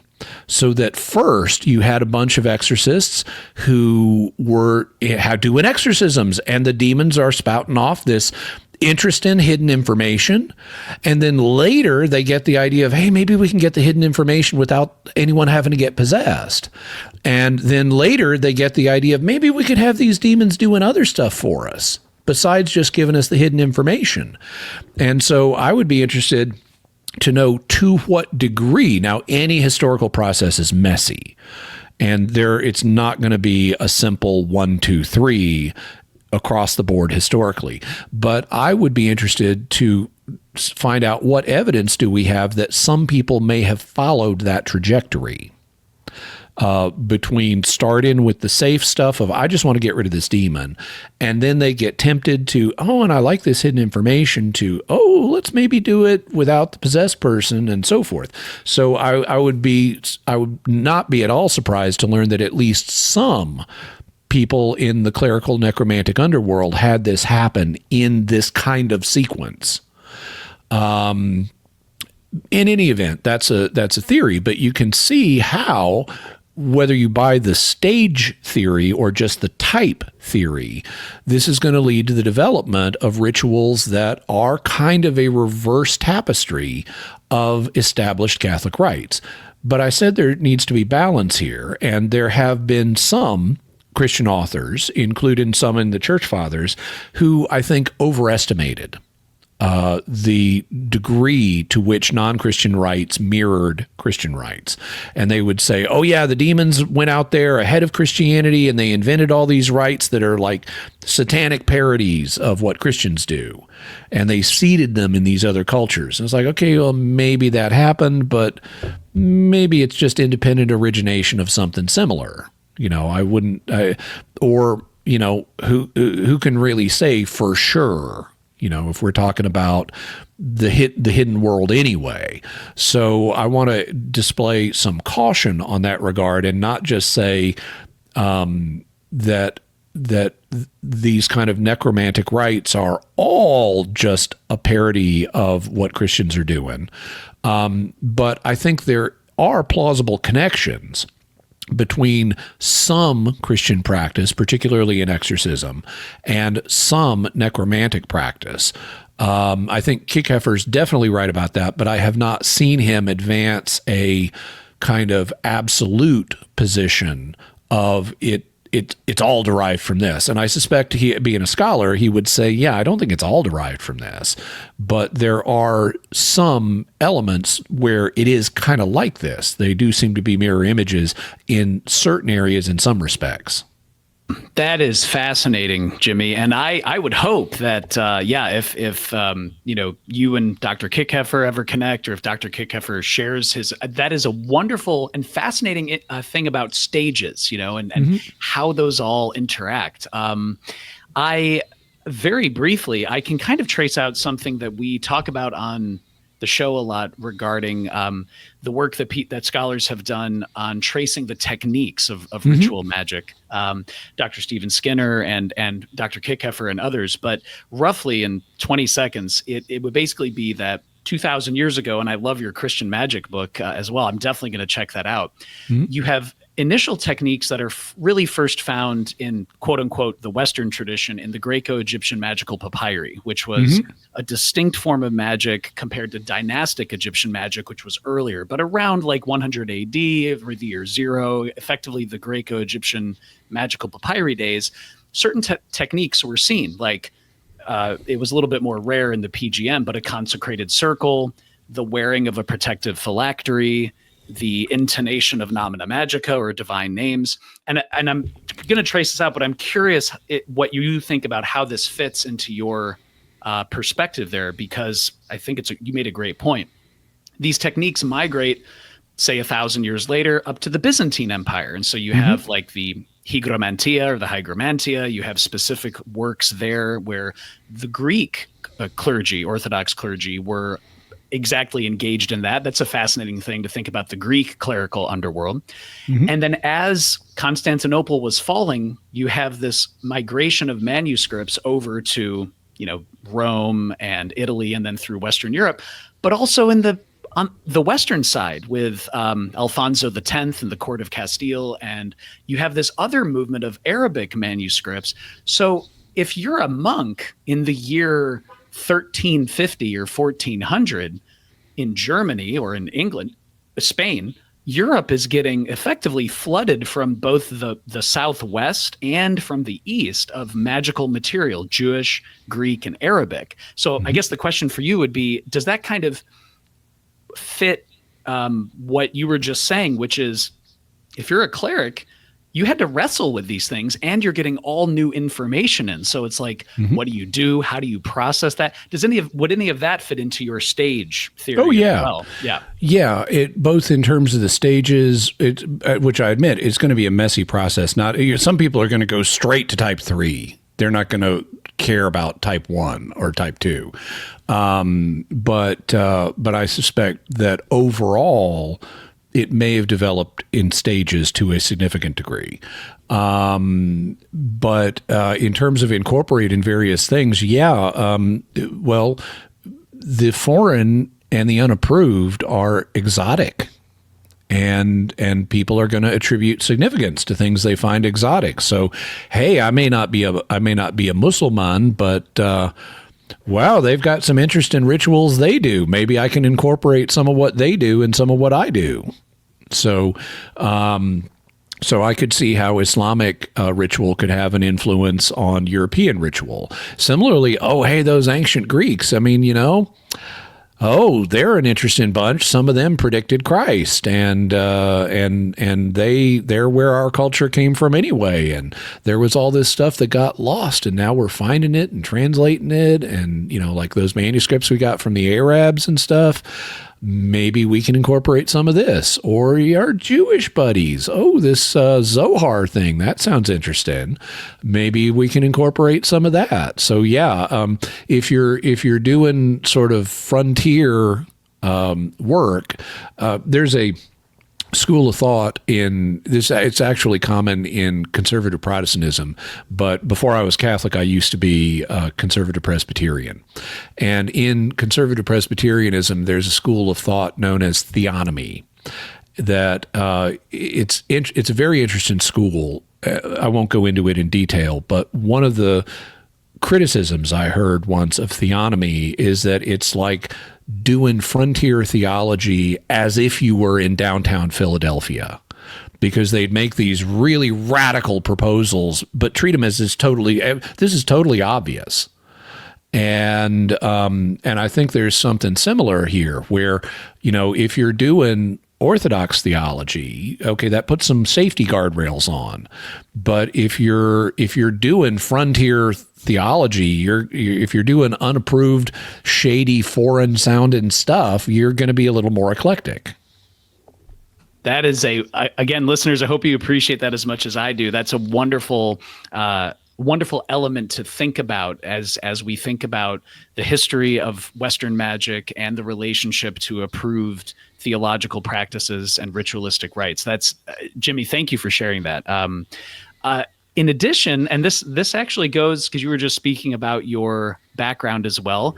We have a lot of listener questions for you from some of the patrons, and one of them is from Marco. And Marco is asking, and I believe this might relate to if you've ever experienced yourself any supernatural activity, but Marco's saying, Jimmy, what needed to happen for you to fully accept that it's not just in your head? Well, it would help if I knew what the referent for the pronoun it was, for it's not just in your head. If he means to, because I could answer that a number of ways. I already had, I've all my life have had a predisposition towards away from skeptical materialism. I've always had an interest in religion even before I was Christian, and an openness to a worldview that goes beyond simple materialism. In terms of what convinced me of that, I had an intellectual conversion to Christianity when I was 20, and that conversion was not super intellectual at the time. I'm an intellectual person, but this conversion was not super intellectual, but it became intellectual with time. And I started studying apologetics, which is what I do professionally. And so I realized, there are rational arguments for a supernatural worldview. And I was convinced by for example, the arguments for the existence of God and the resurrection of Jesus, that, okay, I think, Christianity is true. And I got married, and I was married for 4 years, and then my wife died at the age of 27. And as she was dying, there were some coincidences that happened that I won't describe in detail here, not because they're private, just because it would take extra time. But, and we've already been going for 2 hours. But based on what I know now, they would be classified in Jungian psychology as synchronicities. And they were very profound synchronicities that went well beyond random chance. And so that provided a kind of experiential dimension that went beyond the intellectual learning I'd had. Then, beginning less than 7 years ago, when I started Mysterious World, I started studying not just religious questions, but also parapsychology. And I'm actually... depending on whose criteria you want to use, I'm a parapsychologist. I mean, I publish scientific articles on parapsychology in peer-reviewed journals. I teach parapsychology for the Rhine Institute. I am scheduled next month to speak at a parapsychological conference. I just got done speaking at another parapsychology. So I've studied parapsychology extensively. And there's just really good evidence that that psychic functioning is real. And Aquinas was right when he said, okay, it looks like there's this faculty of the human soul to discern the future in some situations, especially, he pointed out, in dreams, which modern parapsychological findings have confirmed. 60% of spontaneous precognitive experiences occur in the context of a realistic dream, it's been discovered. Aquinas referred to precognition. It didn't have that name back then, but he referred to it as natural prophecy to distinguish it from the supernatural prophecy that God gives. Another advocate of precognition was even the earlier figure who is also a doctor of the church, Pope St. Gregory the Great, or Pope St. Gregory the First. He, in his dialogues, talks about precognition, and he says sometimes through a subtle power of the soul, it has the ability to perceive the future. So both he and Aquinas, as Catholic doctors of the church, they believed in psychic functioning. And so it's interesting to see the breadth of the tradition on that point, because most people would not suspect, if they hadn't done a detailed study, that Thomas Aquinas and Pope St. Gregory the Great are both advocates of psychic powers existing for reals as things God built into human nature.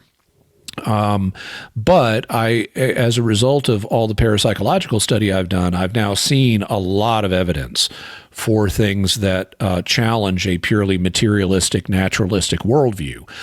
Just to give you an example, I'm keeping this kind of top level because of the time, that we've been going. But I did a recent episode of Mysterious World on a set of experiments that were published by the psychologist Daryl Bem in 2011. The episode is called Feeling the Future, which is which is the name of the article he announced these experiments in. And based on what he found, and then he made it easy for people to replicate his experiments, he found astonishing statistical evidence in favor of precognition being real. To give you a parallel example, in physics, now there's a measurement that's used in probability called a sigma. A sigma is one standard deviation from the mean. And so if you're one standard deviation away, that's called 1 sigma. If you're 2 standard deviations away, that's 2 sigma, then 3 sigma, and so forth. In physics, which is considered, one of the hardest sciences there is, as opposed to soft sciences, not meaning difficulty, but rigorous. In physics, you can announce the discovery of a new particle when it achieves 5 sigma significance. So 6 sigma significance is considered more than sufficient proof. Okay. As a result of the Feel in the Future precognition experiments conducted by Darrell Bim and those who replicated them, there is better than 6 sigma significance evidence in favor of precognition. So this is considered, and the former head of the American Academy of Statisticians, Jessica Utz, has said this has been proved as well as anything else in science. It's just not commonly talked about in those terms because of the taboo regarding it created by various skeptical materialists. Again, faith and reason. I'm so fortunate that you're sharing this, Jimmy, because it touches on exactly something that I think many listeners struggle on, and I will absolutely see if we can link to that below. Feeling the Future, I think you said, is the name of the article. That's awesome. And the name of the episode where I cover it and the scientific controversy it led to. Absolutely. Thank you for that. We will, listeners, please check the links below for checking out that episode as well as Jimmy's other episodes too. And Jimmy, to that point, especially about keeping an open mind, it's been one of the themes of this conversation, seeing things in different ways, exploring the nuance while showing fidelity, of course, to both faith and reason. We do have another listener question for you from patron Richard Irving. And Richard is asking and saying, quote, "Hi, Mr. Akin. Wow, this is the podcast I always wanted to hear as I'm a fan of Jimmy's excellent and mysterious work, and I love researching Western esotericism. My question," Richard says, Jimmy, "is on the Gospel of Matthew, chapter 12, verses 24 through 28, where the Pharisees said, quote, 'This man does Jesus. Meaning Jesus, thank you, does not cast out demons except by Beelzebub, the ruler of the demons,' end quote. And Jesus responds, quote, 'And if I cast out demons by Beelzebub, by whom do your sons cast them out?' End quote. So, Richard says, my question, Jimmy, is twofold. Number one, were there Jewish exorcists operating at the time of Jesus? And number two, was it common to use a higher-ranking demon like Beelzebub to successfully manipulate an infernal hierarchical command structure to force lower demons out? Thank you. Okay, so in regard to the first question, yes, there were Jewish exorcists operating in this time period. We know about them both from elsewhere in the New Testament. Now, earlier I mentioned, Jesus gave the 12 the authority to cast out demons, but then they found someone else who was casting them out, and in Jesus' name. And well, okay, that person was probably Jewish, but he was also using Jesus's name to do it. So what we're really looking for here is, were there Jews who cast out demons without invoking Jesus's name? And the answer is yes. We know about them from multiple sources. One source is actually elsewhere in the New Testament. In the book of Acts, there is a set of sons who are of a Jewish high priest named Sceva who are casting out demons too. And they're working on this demoniac, and apparently they're all there together. So this would be a really intense exorcism in terms of, you got these 7 sons who were all exorcists apparently doing this. and they're trying to cast the demon out, and they actually use the name of Jesus. They mention we cast you out in the name of Jesus, who Paul preaches, and the demon says, "Well, I know who Jesus is, and I've heard of Paul, but who the heck are you?" And he attacks them and drives them out into the street, apparently unclothed. So it's a bit embarrassing. But they also still kind of use the name of Jesus, but it's indicated in this text they didn't always do that. So sometimes they would use God just as their reference without mentioning Jesus specifically. We also know about such exorcists from the Jewish historian Josephus, who lived later on in the 1st century. And he talks about Jewish exorcistic practice and so forth. And he has an additional mode of exorcism. In episode 188 of Jimmy Akin's Mysterious World, about why it's not always demons and what are some of the dangers of assuming it is demons, I start that episode with a series of 6 or 7 stories, all news stories, all from the last 2 years before I recorded it, about instances where people were assumed to be demonically possessed and got killed in at-home exorcisms. Like, oh, my 2-year-old daughter is throwing temper tantrums. She must be demonically possessed, so let's hold her head under scalding hot water to drive the demons out of her. Okay, not a good practice. And that's specifically why I do these 6 or 7 stories, all from the previous 2 years, to make the point, if you just assume it's demons without good evidence, like just because a 2-year-old is throwing tantrums, it can lead to serious problems. So this is not an assumption we want to make.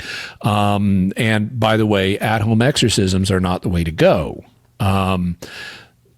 Nobody drowns in scalding hot water in a Catholic exorcism. That is not one of the procedures that's provided for in the manual.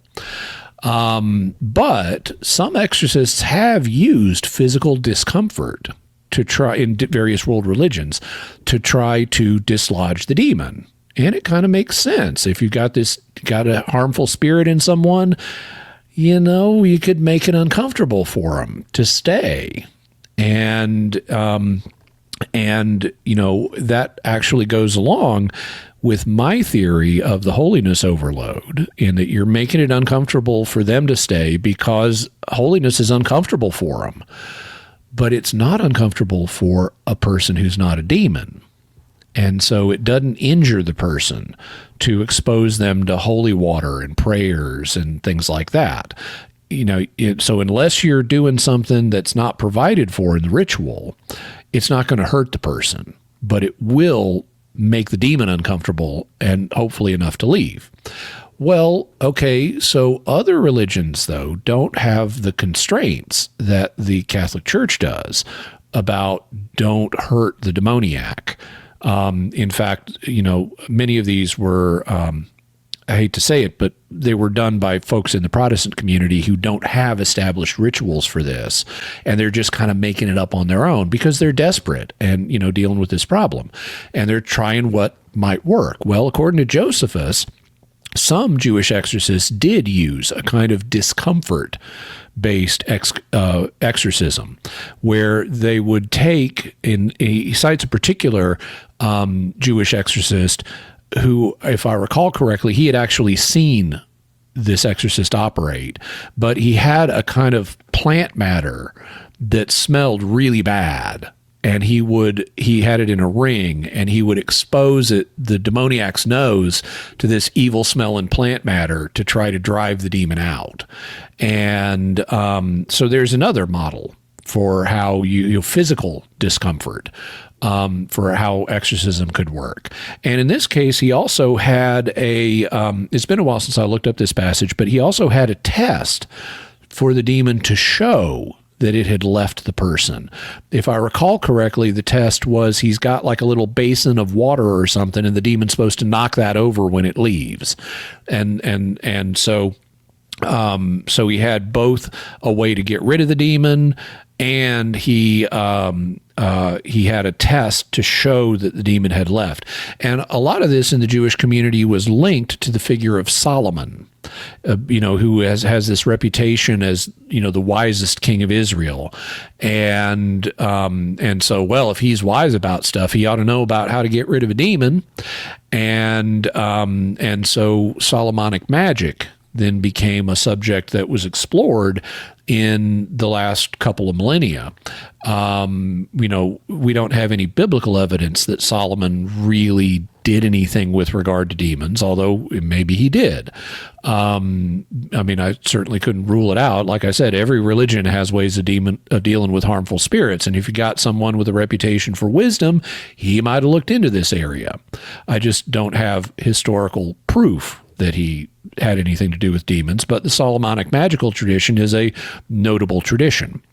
In any event, and we also read about Jewish exorcists in other contexts, although it becomes less prominent in Judaism as time goes along.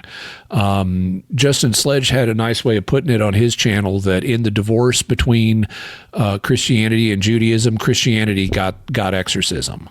It's kind of like getting the kids. And that's one thing that Christianity got was exorcism. Although there was a retrieval of exorcism in the Jewish community after the after Dibbukim began to be reported. A Dibbuk, for people who may not be familiar, is a typically human soul that possesses another living human for various reasons, but it's still a harmful spirit. It's not a demon in the classical sense. It's not a fallen angel. It's a fallen human spirit. But you want a way to get rid of Dibbuks, and so exorcism had something of a revival after Dibbuks began being reported in the Kabbalistic community. Oh, so that's question one. Question two, was it common to use a high-ranking demon to successfully manipulate an infernal hierarchical command structure to force lower demons out? No, not at the time of Jesus. And you can tell that by the answer he gives to this objection. He doesn't just say, if I cast out demons by Beelzebub, by whom do your sons cast them out? He also, and this is, if memory serves, is in both Matthew and Mark, he also says, a house divided against itself cannot stand. If Satan casts out Satan, then his kingdom is coming to an end. And so the basic idea there is the devil runs too tight a ship for that. He's not going to tolerate demons fighting demons in his kingdom, because it would lead, if he did tolerate it, it would lead to civil war and in the demonic community, and his kingdom would collapse, and he doesn't want that. So Satan does not drive out Satan. Demons don't drive out other demons. If they did, it would cause ruckuses and rivalries and big internal fights, and the devil's not stupid enough to promote that kind of self-destructive behavior in his kingdom. So it is, even though later in church history, Christian history, you will find necromantic magic where you're saying things like, in the name of Satan, I'm binding you, you lower demon, to do X, Y, and Z. The evidence of the Gospels indicates that's not likely to be effective. Because it would imply pitting demonic force against demonic force. And I mean, the first thought I would have is, who says Satan's going to go along with you? If you're invoking the name of Satan to bully some lower demon, what makes you think Satan's going to listen to you? Why isn't he just going to ignore you and do nothing to that lower demon and say, "Hey, good job, little buddy. You go on possessing that person." And secondly, based on what Jesus tells us about how these situations work, the devil is not going to engage in demon versus demon conflict because he's got a coalition he wants to keep together. He's not going to cause fractions in that coalition. And so it was not common certainly in Christian exorcism to try to bully lower ranking demons by invoking higher ranking demons. I can't say it didn't happen, but it was not common, and certainly not in the day of Jesus, because otherwise it would deprive his argument of all force. If it was a commonly accepted Jewish practice to say, oh yeah, this exorcist over here, he's using high-ranking demons to eject low-ranking demons, well, it would deprive Jesus' argument of its rhetorical force. And so the fact Jesus used this argument and the fact that the evangelist preserved this argument for us to read about means this was not a common practice, and so it makes sense for Jesus to use this argument. So it wasn't common in either Christian or Jewish exorcism at the time. Thank you for that context, Jimmy. And I love the richness of that. And to your point that you just made a moment ago about how it was perhaps later on, this might have evolved. This kind of just a quick follow-up because one of the, I think he died in 1609, but Girolamo Menghi, this is the devil's word, the Italian Renaissance, in his exorcisms before the 1614 rite was codified, exactly to your point, there are exorcisms saying, Satan bind this demon and whatnot. Yeah. So I guess exactly to your point. Yeah, I'm aware of that. It's just later as far as I know. Exactly. And so do you think, this is a perfect question, especially someone for your theological opinion on this, is because you had later, as you said, exorcists who were doing this, and then he passed away, other exorcists did. Do you think that the reason why the 1614 rite needed to happen, and maybe one of the many reasons, was you maybe did have other exorcists doing things that were manipulating infernal command structures, and the church said, hold on, we need to have a codified, homogeneous structure here. Would that be somewhat fair, or what's your theological opinion? Yeah, so the reason the 1614 rite came about was because of perceived problems with various rites of exorcism that were in use. It was not initially imposed across the Latin Church as a matter of you must use this rite. It eventually was mandated, but across the Latin Rite, but originally it was presented as a model exorcism. And so you could still do other local exorcisms, but they needed to reflect the principles in the 1614 rite. And eventually they just said, okay, guys, just use the 1614 rite. Thank you, Jimmy, and listeners definitely appreciate that. And Jimmy, you're offering some really rich context that I think will help us inform as we look at history. And I love that distinction you make about at the time of Jesus versus those later evolutions that you shared about. Speaking of, one of the first questions on the podcast, we were discussing, possession and exorcisms and simply strange phenomena. And to that point, Jimmy, we have another listener question for you from Twice and Thrice, which I always love the name. So that adds up to 6? Oh, yeah, I guess I suppose that would. So we have a question from 6 / Twice and Thrice. Yes, very good point. Who's saying, hello, Alex. It's like on the old show, The Prisoner, 6 of one, half a dozen of the other. There you go. Who are you? I'm Twice and Thrice. I'm Twice and Thrice. Obviously, what name do you know me by? Yes, that's awesome. So Twice and Thrice is asking to that point, saying, question for Jimmy. From a Catholic perspective, are all genuine possession cases automatically considered demonic, or could there be other non-human intelligences like archonic or reptilian capable of mimicking it? Twice and Thrice says, I ask because I once witnessed something with my very young child in the early witching hour that involved impossible physical contortions, multiple unknown languages, and an hour-long fixed gaze, but certain elements didn't match classic demonic cases I've studied.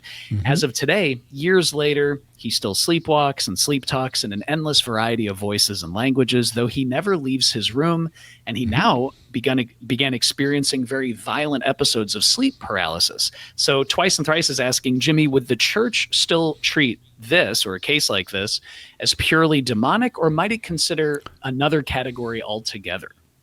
Okay, so we really have two questions here. So I'll back up and do the first one first, which is, from a Catholic perspective, are all genuine possession cases automatically considered demonic? The answer is, this is an area where we don't have a church teaching. So the answer is it's going to depend on who you ask. There are people who would say if someone's possessed, it's definitely a demon. There are other, and some of them are exorcists. There are other exorcists who would say, no, not necessarily. One of the things exorcists do run into is personalities in the course of the exorcism that claim to be a human being. Like they might claim to be Judas or Nero or someone like that. And then there's a question of, do you believe them or not? And the 1614 rite says, pay no attention to what they say. It's like, doesn't matter if they're saying they're human, get them out. But it also doesn't definitively settle the question one way or the other. And so I know there are exorcists who are happy to entertain the possibility that sometimes a wicked human, a damned soul, might possess a living person alongside of demons, let's say, or maybe even not alongside them. Also, I'm aware of a case of something, and these would effectively be dybbuks, just manifested in a Christian context. And I do plan a future mysterious world about dybbuks. But I'm also aware that that involuntary possession may involve more than that. There is, I think it's Alois Weisinger, who was a Cistercian abbot who was also a parapsychologist in the 20th century. It was either him or the British Jesuit Father Herbert Thurston, who was also a parapsychologist in the 20th century. But I think it was Weisinger, who records a case that occurred, I want to say in the 1930s in Italy, where a young girl who was, I think, a teenager, apparently became possessed by the spirit of a man who had been murdered. And what the spirit then did was give enough clues, enough information about how he had died and who had done it, that there could be justice done. And then the mother of this girl said, okay, we've got the information now. I want you to get out of my daughter. And it just left. Okay, so this is not behavior that is characteristic of what demons normally do. They don't normally show up and try to give you data to solve a murder and then leave as soon as you ask them to. So this could suggest that this was not a damned soul or a demon, but maybe a soul in purgatory or something like that, who is doing what it can to try to resolve business left over from life, which is a commonly reported thing that purgatorial souls do, is they try to find ways to resolve leftover business from life so that they can move on in the afterlife. So that fact pattern would fit what a purgatorial soul might do if it had no other way of communicating with the living, but, I can use this girl to communicate. But it still involved involuntary possession, and it was just temporary and benign. There are other people who might say there are possibilities there. Then there's Mary the Arab, or Miriam the Arab, who was a nun that reported being in the, I want to say late 19th, early 20th century, who reported being possessed by a good angel. And so there are reports of not necessarily involuntary possession, but of possession involving good angels. So even though the answer to Twice and Thrice's first question is it's going to depend on who you ask, I don't have a way of restricting it to just demons. And so in principle, I'm open to all of those options. And unless someone can give me an argument for why some of them can't happen, I have to be open to, well, maybe they could. And therefore, I couldn't eliminate the possibility that there are other kinds of spirits that are neither angelic nor human that also might be involved. Now, I don't know what, and I don't know. I know what the archons were in Gnosticism. I'm not sure how Twice and Thrice is using that term. I would be skeptical of the archons in Gnosticism, and would say either they probably didn't exist, or because they contradict Christian teaching, or they're demons. She also mentions, I assume it's a she, mentions reptilian spirits, and I'm aware of claims about reptilian aliens. And if aliens exist and are living creatures, well, they're going to have souls too. And there might be reptilian aliens, but I don't have any evidence for them. But I can't rule them out in principle. Aquinas would say, based on Aristotle, every living creature has a soul. That's what makes it alive.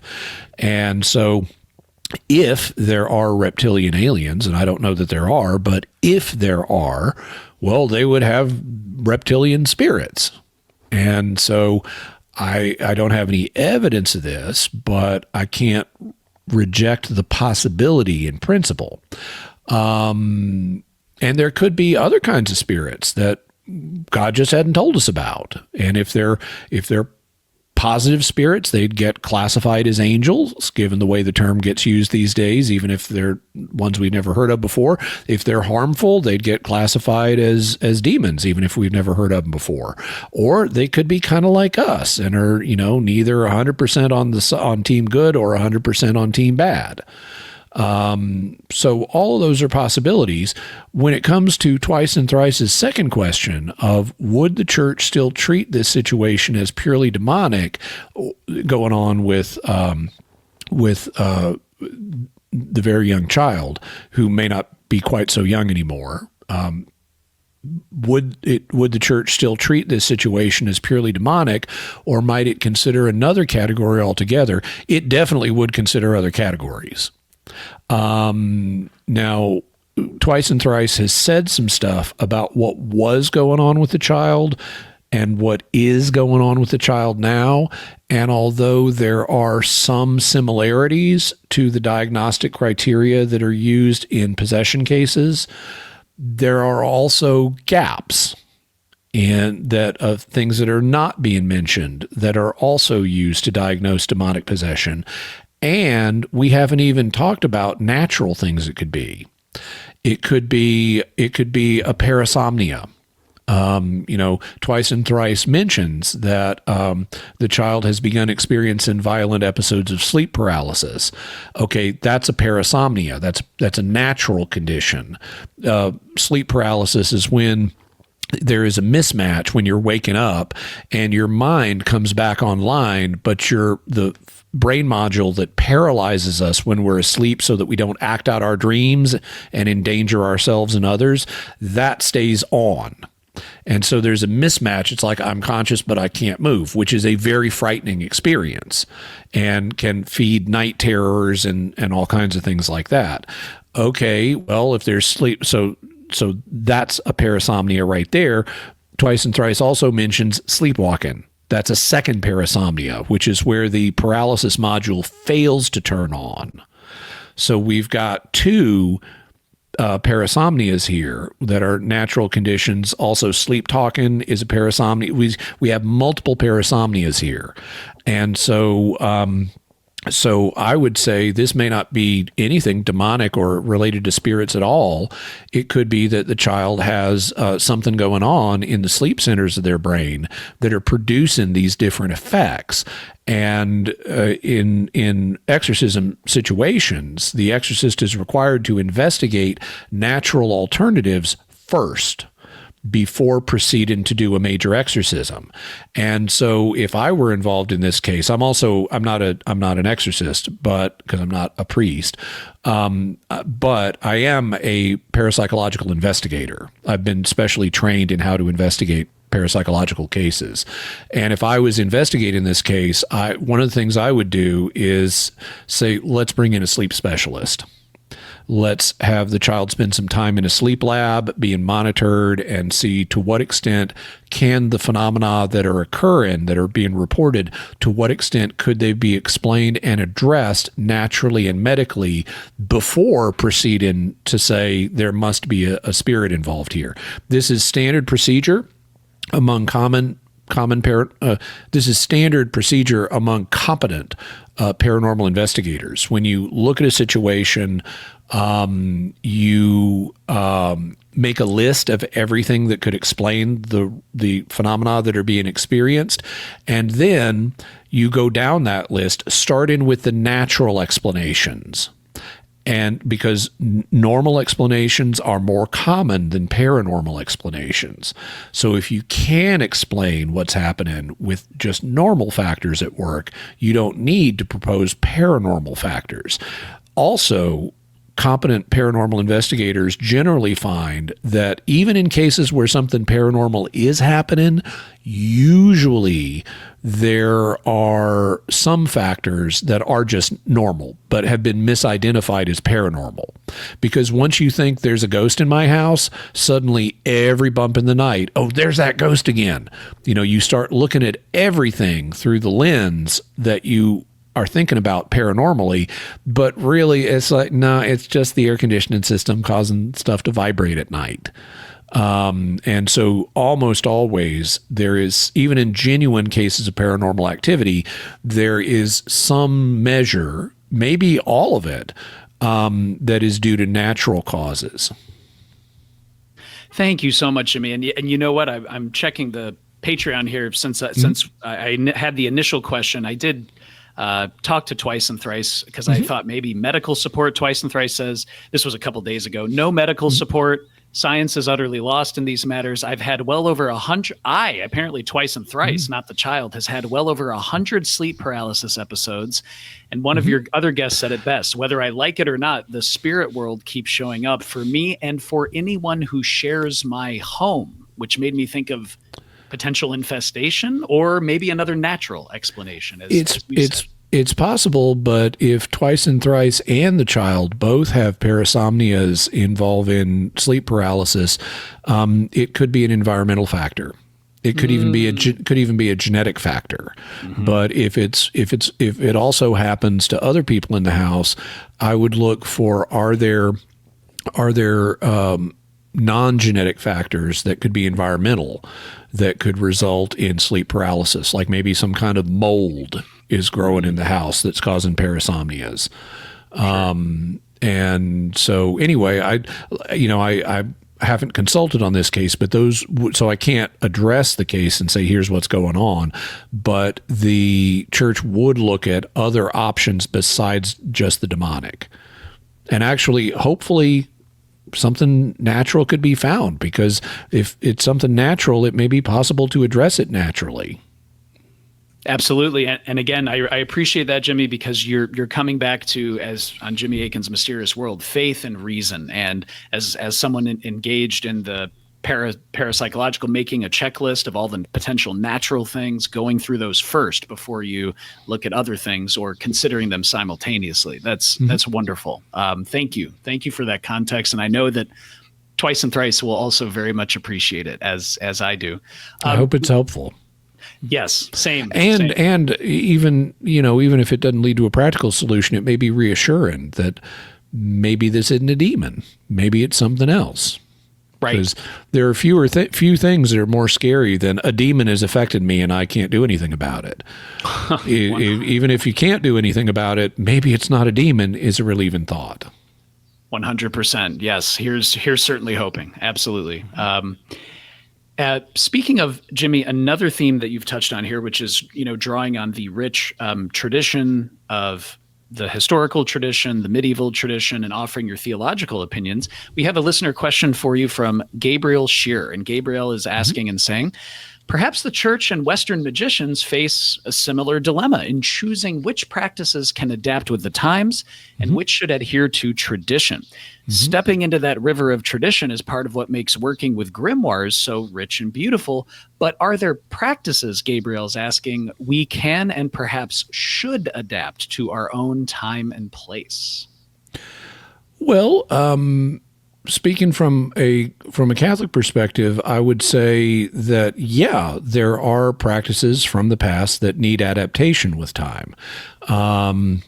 What those are going to be is going to depend on a variety of different factors. But this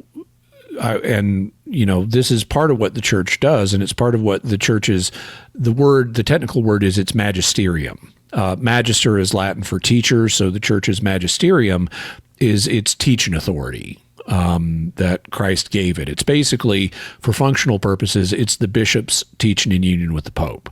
And the Catholic belief is they're given special guidance by God in sorting through both scripture and tradition, which are the two sources of information, and they substantially overlap, but they're the two sources of information that the church draws from for its faith.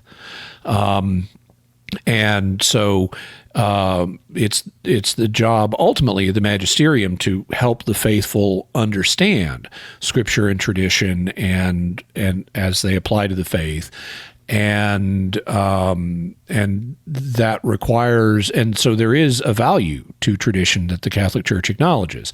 At the same time, as the church encounters new circumstances, like people propose new ideas, well, how does this new idea fit with scripture and tradition? Do they imply this new idea, or is this new idea consistent with them, or have we learned something that would contradict this new idea?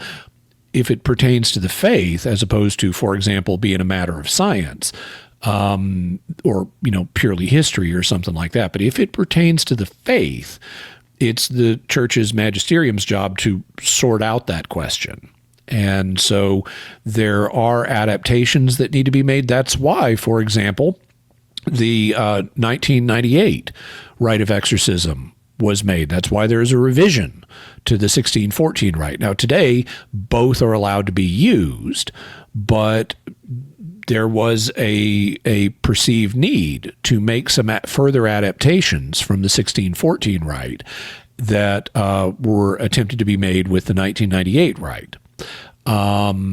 So that's one illustration. Also, now I don't read grimoires generally or for purposes of practicing what's in them, but earlier I had the Ancient Christian Magic book, and I read that ritual for a good singing voice.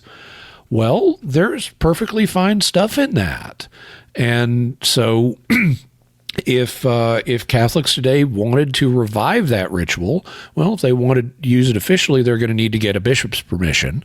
But even if there are problematic elements in that, like there were some nomina magica in it that were unintelligible, and so I could see a bishop saying, this, all the theology here is good, but I don't like these nomina magica.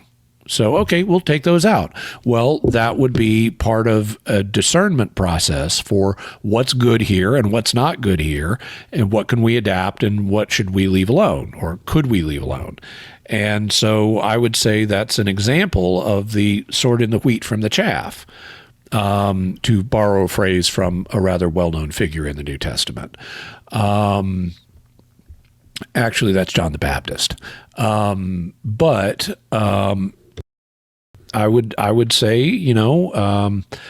apropos of Gabrielle's question, that similar principles are involved in both domains. And coming from a Catholic point of view, I would say, yeah, we should be unafraid to look at questions and make adaptations, but not make them with changing circumstances, but also not make them rashly.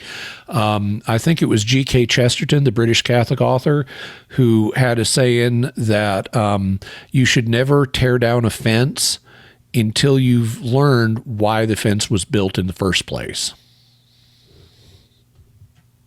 Wonderful, wonderful. And I love that with discernment and applying, again, faith and reason, but also in a Catholic context, definitely making sure to have things, if you want to consult your local ordinary, the bishop, making sure things are approved, but also using that discernment and showing fidelity to the teaching. That's wonderful, Jimmy. Thank you. And speaking of, I think it's a word going back, 1,000, 2,000 years when St. Augustine was writing about it, but the Goetia or Goetic, we have a Goetic question for you. Okay. A listener question from Frater Carcosa, who is asking and saying, as there are several of the Goetic legions. By the way, yes, I like the name Frater Carcosa. So that means frater is brother. Yeah. So this is Brother Carcosa, and ultimately it comes from Ambrose Bierce, but it's made even more famous in The King in Yellow. So I get the literary reference, and I could ask Frater Carcosa to drop the mask and tell us who he really is, but he'd only respond by saying, "I'm not wearing a mask." See, this is why. And if you know The King in Yellow, you'll get that reference. Yes, this is one of 85 reasons why I'm so loving this, Jimmy, because I can nerd out with you on this. The King in Yellow, allegedly, listeners, if you don't know exactly, this was written in the 1800s. Mm-hmm. The King in Yellow allegedly has at the heart of it a play, mm-hmm. and all who read this play, almost like a chthonic version of Shakespeare's King Lear, or whatever it is, go mad and they lose all access to sanity, or have something bad happen to them. Yeah, or have it's a cursed play. Yeah. Yes. So and saying I'm not wearing a mask. That I remember reading that the first time, and I was equally very, very chilled. So that is awesome, Jimmy. I absolutely love that. And so Frater Carcosa, wearing a mask or not, to confirm later, is asking and saying, as there are several of the Goetic legions, and I believe he's referencing here, Jimmy, a 1600s grimoire, the Lemegeton Clavicula Salomonis, or the Lesser Key of Solomon, mm-hmm. in English in the 1600s, but it has roots going back to the 1300s. And he says, there are several Goetic spirits or legions that are known to grant prelacies, and he lists a few spirits. Mm-hmm. Is there any, Frater Carcosa is asking, is there any protocol in the Catholic Church to investigate or divine whether or not a person has gained their clerical rank via demonic infiltration? And Jimmy, let me just say, mm-hmm. some people might not know what a prelacy is as well. So it's a position it's a privileged position in the Catholic Church. A prelate is a person who has been granted a particular type of position. Historically, they often carried incomes with them. Like people would tithe to the church or give donations to the church, and prelates would be given some fraction of that. So sometimes it was also called, these were financial considerations were also sometimes called benefices. And so one might say, hey, I'd like to have some extra income, and I'd like to have the social prestige of being a prelate in the church. So maybe I'll conjure up, this will be a little type 3 necromancy. I'm going to conjure up one of these Goetic legions and ask them to engineer things so that I end up getting appointed as a prelate, and I can have the prestige and the power and the money and all that kind of stuff. Well, today prelacies are much more modest in terms of money. I mean, you might get a living allowance or something, but it's not going to be fancy. But people still can have prestige and power, although that's not the purpose of the prelacy.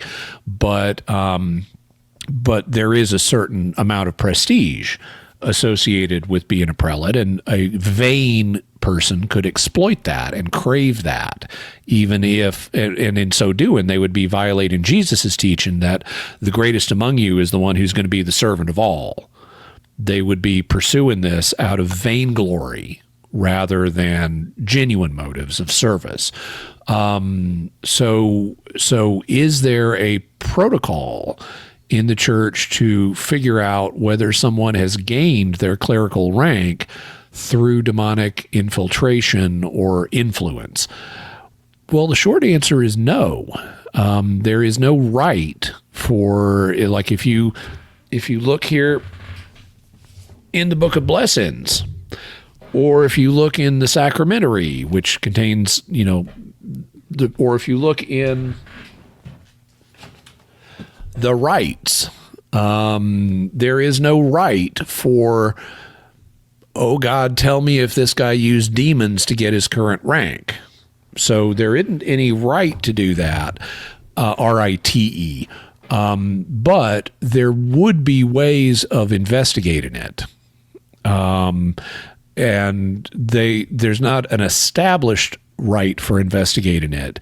But if I were contacted by a bishop or someone from the Vatican and they said, we have some reason to think that this guy may be doing demonic magic, and we've heard reports that it could have affected his career in some ways, how would you go about investigating this?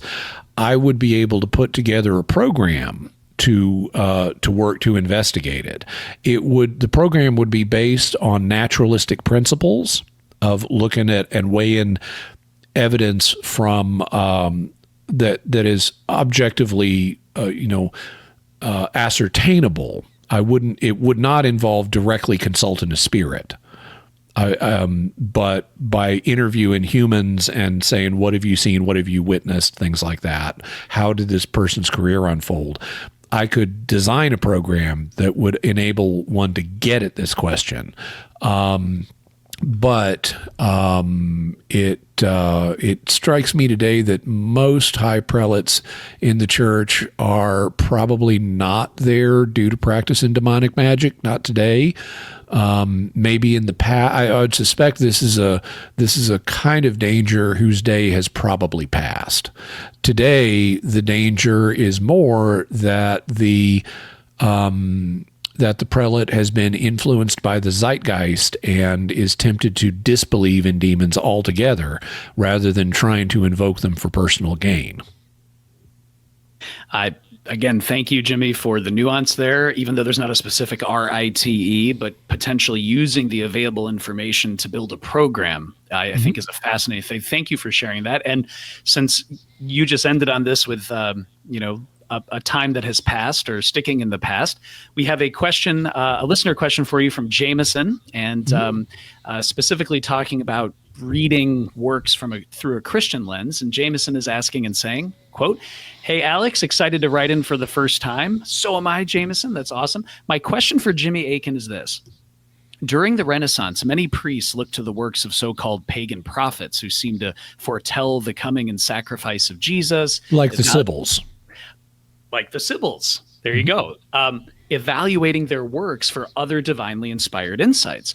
One of these works was the Corpus Hermeticum of Hermes Trismegistus, whose ideas began to be incorporated into the Catholic faith for a short time, including the ascension of the Hermetic Pope, Alexander VI. And of course, Jimmy, feel free to weigh in on any of this. Yeah, just quickly, her material from the Corpus Hermeticum was never incorporated into the Catholic faith. It may have been incorporated into Catholic theology among some authors. And I should clarify the distinction. The faith is official church teaching. It's what the church teaches. Theology is a matter of opinion. So if something's a matter in Catholic circles, if something's a matter of theology, that means it's an open, debatable opinion. But if it's something the church teaches, then it's understood authoritatively, it's understood as part of the faith.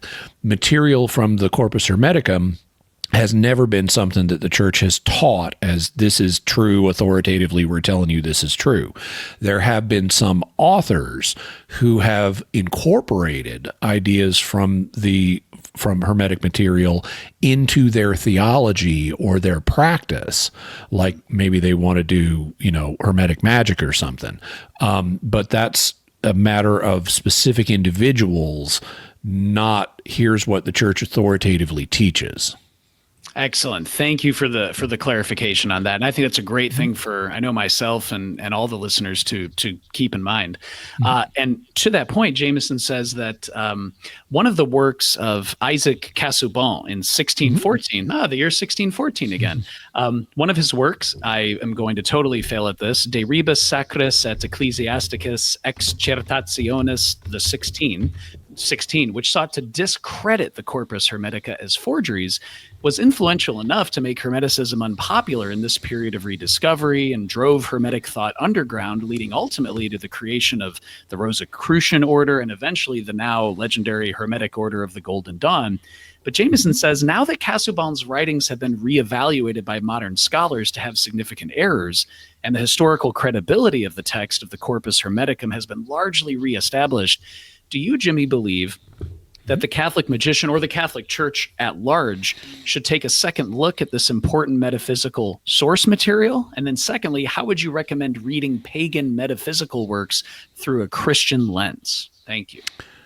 Okay, so we have a few related questions here. The first one is, I'll mention, I've done some check-in on Pope Alexander VI, who Jameson mentions, and I have been unable to establish any firm connection between Alexander VI and Hermeticism. So it appears, at least based on the reading that I've done, the idea of him as a Hermetic Pope may be based on an urban legend, because the material I've run into has said, no, there's no connection here. But also Isaac Casaubon was a Calvinist. He was not a Catholic, and he was trying to attack the Catholic Church in part by criticizing the idea that there were any possibility of, pagan, non-Christian prophets pointing towards Jesus and so forth. So he didn't want, he wanted to say all this pagan stuff is evil. We shouldn't learn about it. We shouldn't do anything about it. And this stuff is all fake. And there has been something of a reassessment of Casaubon's work. I'm not an expert on this, although I'd point folks who are interested, and Jameson actually mentions this in the question. Justin Sledge on his Esoterica channel has a good video on this, and I would recommend that. Casaubon basically he had a very short critique, it's only like 17 pages long, of the Hermetic literature, which is large and was even larger in antiquity. And he made some points that have stood up. There are, for example, various uses of language in the Hermetic literature, which allegedly is based on Egyptian, but it clearly is based on Greek. And so it has anachronistic material in them. It cannot be as early as was originally claimed. And one of the things that Casaubon's arguments that has stuck is the idea this information, this material, is not as old as claimed. Now, Hermes Trismegistus, or Hermes the Thrice Great, is a legendary figure, allegedly from Egypt. He's sometimes linked to the Egyptian god Thoth, who was a god of magic, and the Greek god Hermes, hence the name Hermes Trismegistus. And there's a problem in pinning down when did Hermes Trismegistus, if he was a historical figure, when did he really live? Obviously, Thoth, it's kind of hard to document him in history. We can document when people believed in him, but it's harder to document, was there ever a figure that corresponded to the ibis-headed Thoth, even if you do a reductionistic thing to mythology and say, oh, there must have been some human that inspired this myth, which actually was a strategy that was used for dealing with mythology in the ancient world. That you had ancient authors who would say, oh yeah, the gods were originally just people that legends grew up around. But even if that were true for Hermes and Thoth, we don't know when they lived. There are other claims that date Hermes to be in a contemporary of Moses. So Moses lived about 1200 BC. And Casaubon is right about this, the language in the Hermetic literature does not date from 1200 BC. It actually dates from the Christian era, and a lot of it does. And modern scholarly estimates place the composition of the Hermetic corpus between about 300 BC and 300 AD. And so that's just to give a kind of general scholarly perspective on this. But Casaubon has been judged wrong about other things he claimed.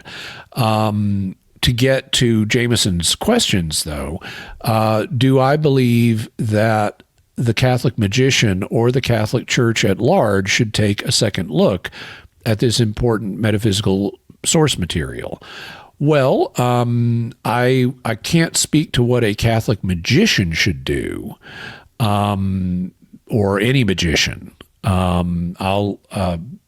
Because magic itself is a practice that, depending on how you understand it, is going to be problematic. But what should the Catholic Church do? I would say let scholarship proceed to try to sort out this issue. Just like the Catholic Church, the Catholic Church doesn't have an official position on, let's say, the Sibylline oracles or the Nag Hammadi texts or the Dead Sea Scrolls. It lets scholars who are experts in these various fields, many of whom are Catholic, explore and try to sort these matters out. And the faith doesn't have any need to be threatened by that. So I would say the Catholic Church at large should let scholarship proceed to examine the Corpus Hermeticum as just like any other ancient source, and see what can be learned about it, what's true about it, what's false about it, and eventually it can be enriching to Catholics like other Christians and other modern people, whether they're people of faith or not, to, be enriched by a knowledge of the past and have an accurate understanding of, okay, so when did these ideas enter human history, and are there elements here that are good, and are there elements here that we need to be wary of, and just take an open-minded but critically discerning perspective on them. So that's what I'd say to the first question. Jameson also says, how would I recommend reading pagan metaphysical works from a Christian lens? Well, it's not going to be the same for everybody. Some people are going to have a temptation towards paganism that as a Christian, I would disagree with and say you should stay away from it if you're one of these people who has a special temptation to paganism. Just like if you had a special temptation to worship demons, you shouldn't be studying exorcistic texts. And so if someone has a temptation to embrace ideas or practices that are mistaken based on an affective, meaning emotional attraction to paganism or demons or whatever it may be, I would say stay away from it. On the other hand, there are other people who don't have that and who can study these materials safely, and who may even have a reason to study them. I've got my books on magic, right? Some of them right here, physical copies of them. And I understanding how ancient Egyptians thought about it, or how Christians have done practices that some have classified as magical. I think I've illustrated in this very podcast how my knowledge of this can be put to good use. The precondition for me studying these things, though, is having a good understanding of the Catholic faith. So I would say anybody who's going to read pagan works, and St. Paul did that. I mean, he even quotes both in the book of Acts and in his own letters. St. Paul quotes from pagan sources, and he was definitely a Christian, but he still knew his pagan literature. Well, the people today can too. You just need to be well grounded in the Christian faith, whether it's the Catholic understanding, if you're a Catholic, or some other understanding, if you're a different type of Christian. You need to know your own faith well before you start trying to encounter other perspectives. And then that knowledge of your own faith will give you the ability to discern, okay, here's this thing this pagan source is saying. To what degree is that compatible with what I believe? Just like St. Paul did. He found things that Greek poets had written that a Christian can believe that, but he found other things that they would say that, a Christian can't believe that. So in studying pagan metaphysical works or other works from a Christian lens, I would say the first thing is know the Christian faith, particularly your own version of the Christian faith, know it well, so that you've got an early warning system that you can rely on when you're encountering other points of view, whether they're pagan or anything else. Faith and reason, coming back to, I know those core principles for you, Jimmy, with your podcast and with all of your work. And I that's such a rejuvenating perspective. So thank you for sharing that and elaborating on Jameson's question. And to that very point, Jimmy, we have a few listener questions talking about the Catholic Church views on the supernatural and on demons. And to that point, we have a listener question for you from Alex Wolf, who is asking and saying, my question for Jimmy is, the Catholic Church views demons in a very specific way. That is, leading us from sin and God, tempting us, deceptive in their helpfulness, etc. Conversely, those who practice goetic magic and utilize grimoires have reported helpful and fulfilling encounters with spirits/demons, but also absolutely terrifying encounters, of course. So Alex is saying, Jimmy, does the Catholic Church view these positive, quote unquote, interactions as simply deceit, or can demons be capable of these more transactional encounters without damning the summoner or taking advantage of them? Thanks so much. Okay, so I'm going to quote the song Slime Creatures from Outer Space by Weird Al Yankovic.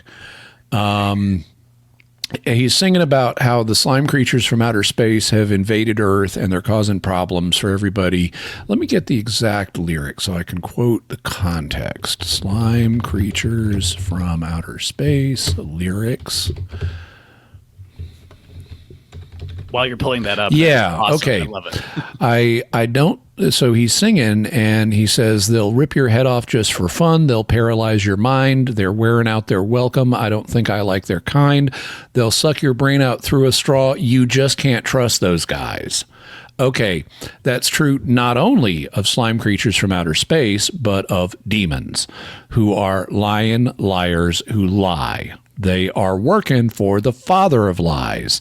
And so you just can't trust those guys. Sometimes they're going to tell you the truth. Sometimes they're going to act nice to you and do things you want them to. But fundamentally, you just can't trust those guys. And they're like the monkey's paw from the famous story, The Monkey's Paw. Anything you ask them, in the end, it's going to go bad. It may go good for a while, but in the end, it's going to go bad. And so I would say, if you're really dealing with a demon, don't deal with a demon. Now, I mentioned there is like Miriam the Arab, who apparently, according to some reports, was possessed by an angel. Or there was like the Christian Dybbuk in Italy I mentioned, where it appeared to be a purgatorial soul who just wanted help solving his murder. Okay, that's a different situation. Here we had evidence that maybe we're not dealing with a demon. But if you are dealing with a demon, I would say from a Christian point of view, do not trust them and have as little to do with them as possible. Because fundamentally, they may be nice to you for a while, but that's not how things are going to end with them. They're going to try to take advantage of you at some point. Demons are like groomers. They will groom you for a while to get you into a position where they can take advantage of you, and then they're going to take advantage of you. It's a powerful, cautious story about the very high risks of dealing in that area. Thank you, Jimmy, for sharing that. We also have something you've written about for years, and I always think of your book, Teaching with Authority, but we have another listener question for you from Andrew Nikolai. And Andrew is asking and saying, Jimmy, I've always heard that the Vatican is sitting on a treasure trove of grimoires, the largest collection in the world, allegedly. Is this true or just occult folklore?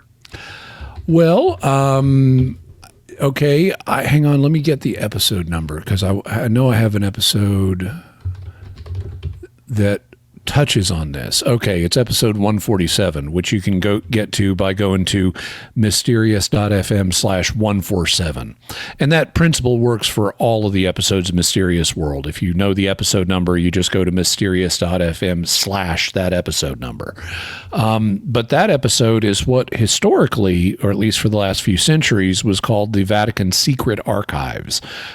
Today, it's known, they changed the name, and today it's known because secret used to just mean private.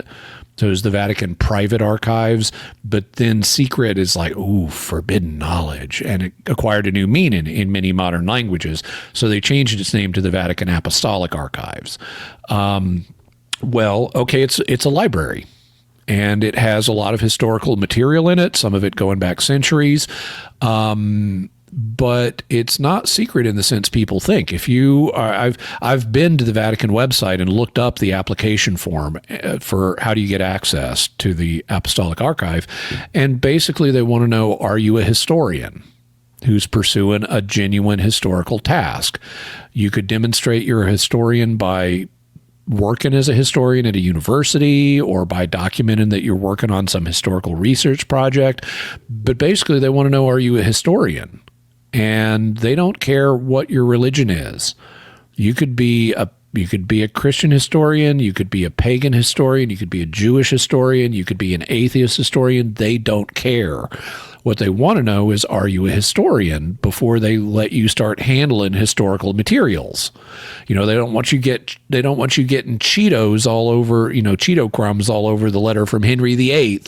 They want to know that you're responsible and how you're going to handle these materials. But once you do that, once you fill out the application, you say, here's what I'm working on, here's the materials I want, here are my historical credentials. It's like, yeah, come on over. We'll have the librarians pull them up for you. I don't know, do they have a big collection of grimoires, because I've never asked that question. My suspicion, because they do have material going back quite a ways, is they may have some, but I would be skeptical of the idea that they have the largest collection in the world.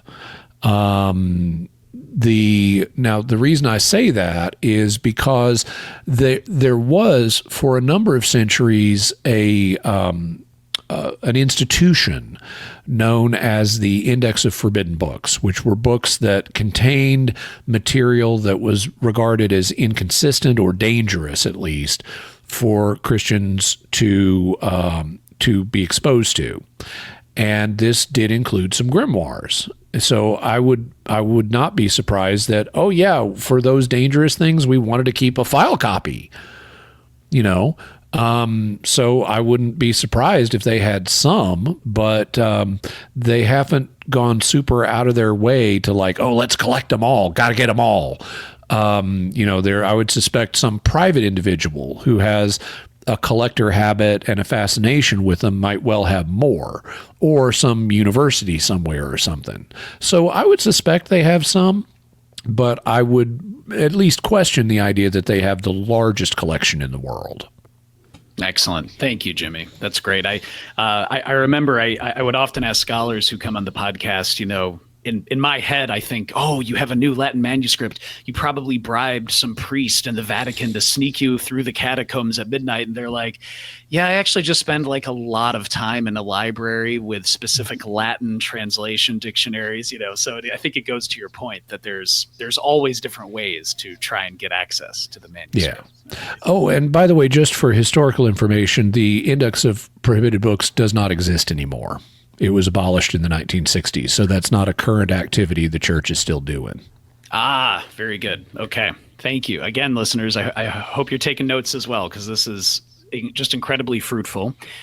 Jimmy, we have 5 more listener questions or so, and then a few of my own at the end if we have time. Yeah. The next listener question, I'm not sure if he's wearing a mask or not as well, but it's also from Frater Carcosa. Oh, nice to hear from him again.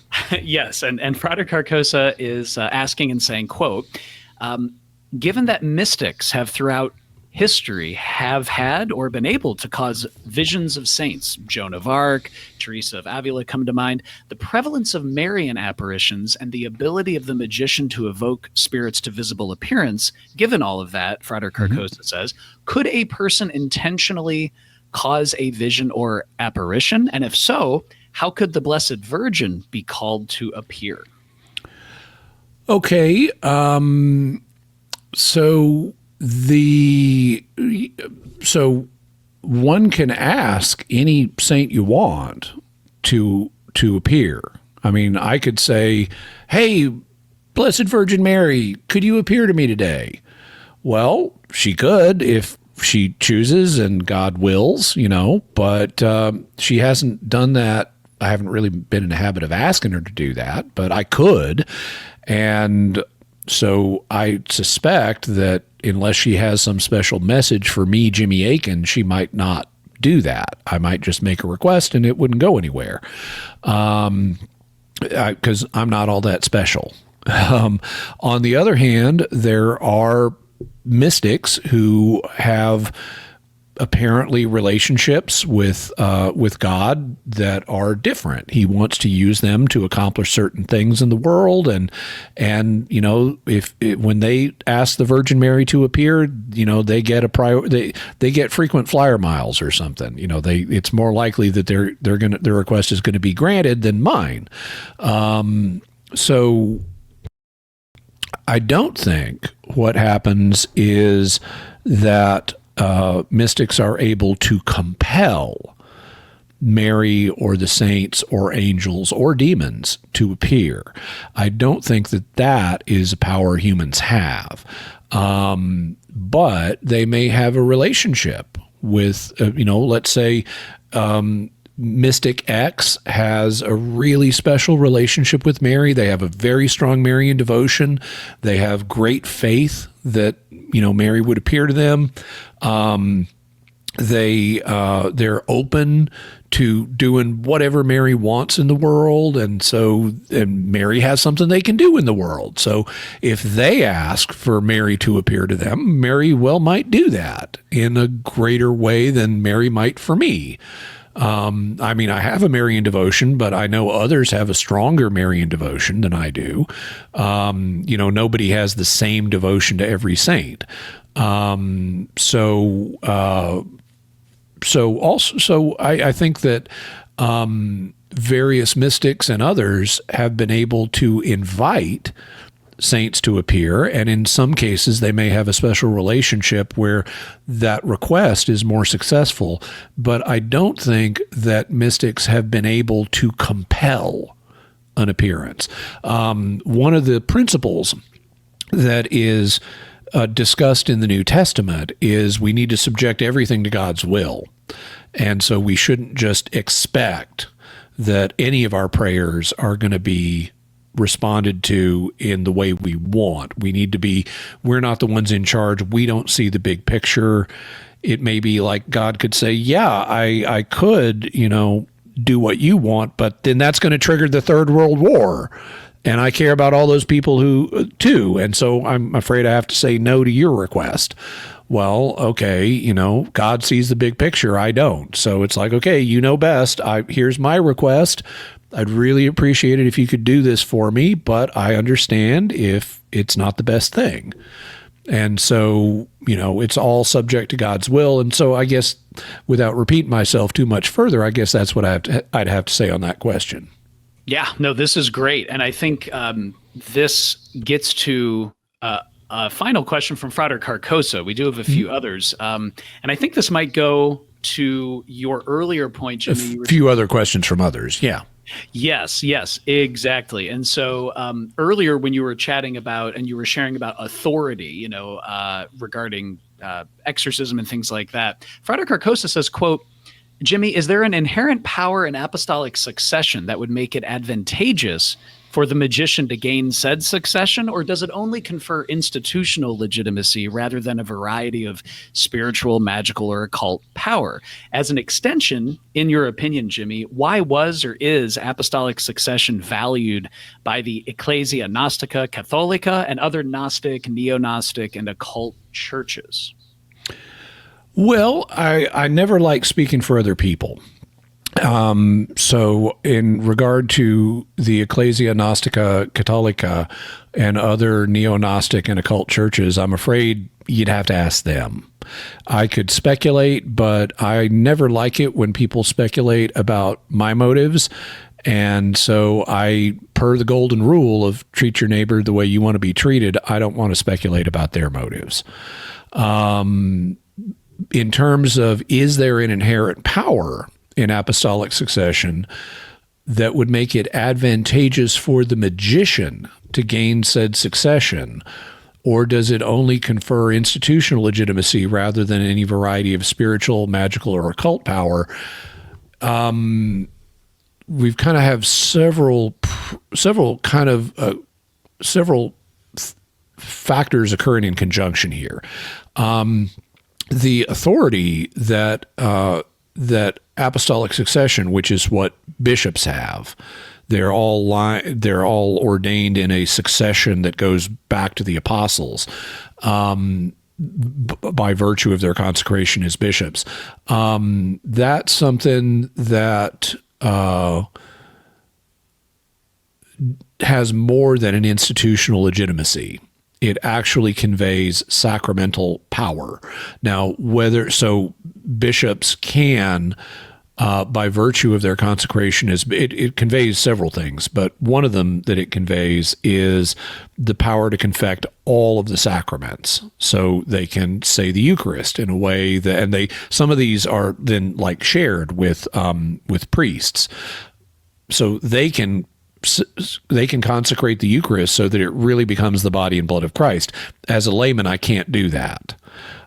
They share this also with regular priests, they can sacramentally absolve someone in confession. I can't do that. They can ordain people as priests and deacons. I, as a layperson, I can't do that. So they do have spiritual power. The question would then be, in terms of the way Frater Carcosa has phrased the question, could you call that magical or occult? Well, per the definition that I've given of magic as something that's an unapproved rite, well, if someone's a fundamentalist Protestant snake handler, they're going to look at those Catholic rites and say they're magic. So from their perspective, it would be magical. From my perspective, it's just a religious rite. Is it occult? Well, again, a lot of Protestant fundamentalist snake handlers are not known for being particularly Catholic, and many of them don't even know the meaning of the word occult, which just means hidden. But since the spiritual effects of the sacraments are invisible, oh yeah, those Catholic rituals, they're all occult. So they might call it that. But, as a Catholic, I would have this is what God has ordained for us. This is the way we're supposed to do things. And so it's all wholesome. So there is an inherent power that is conveyed by apostolic succession.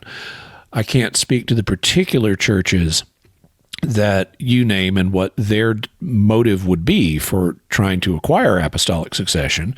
But if one has a wholesome motive for wanting to, be ordained, whether as a priest or as some other kind of minister of Christ's church, well, then it's a noble cause to pursue.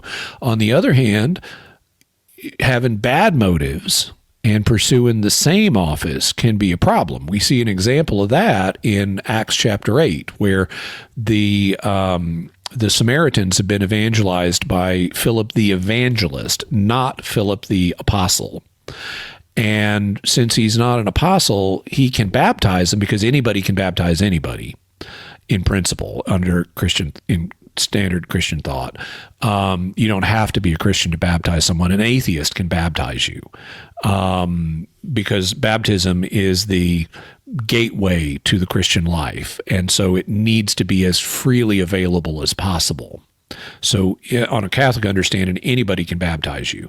Now, you want it to be a priest, but it doesn't have to be.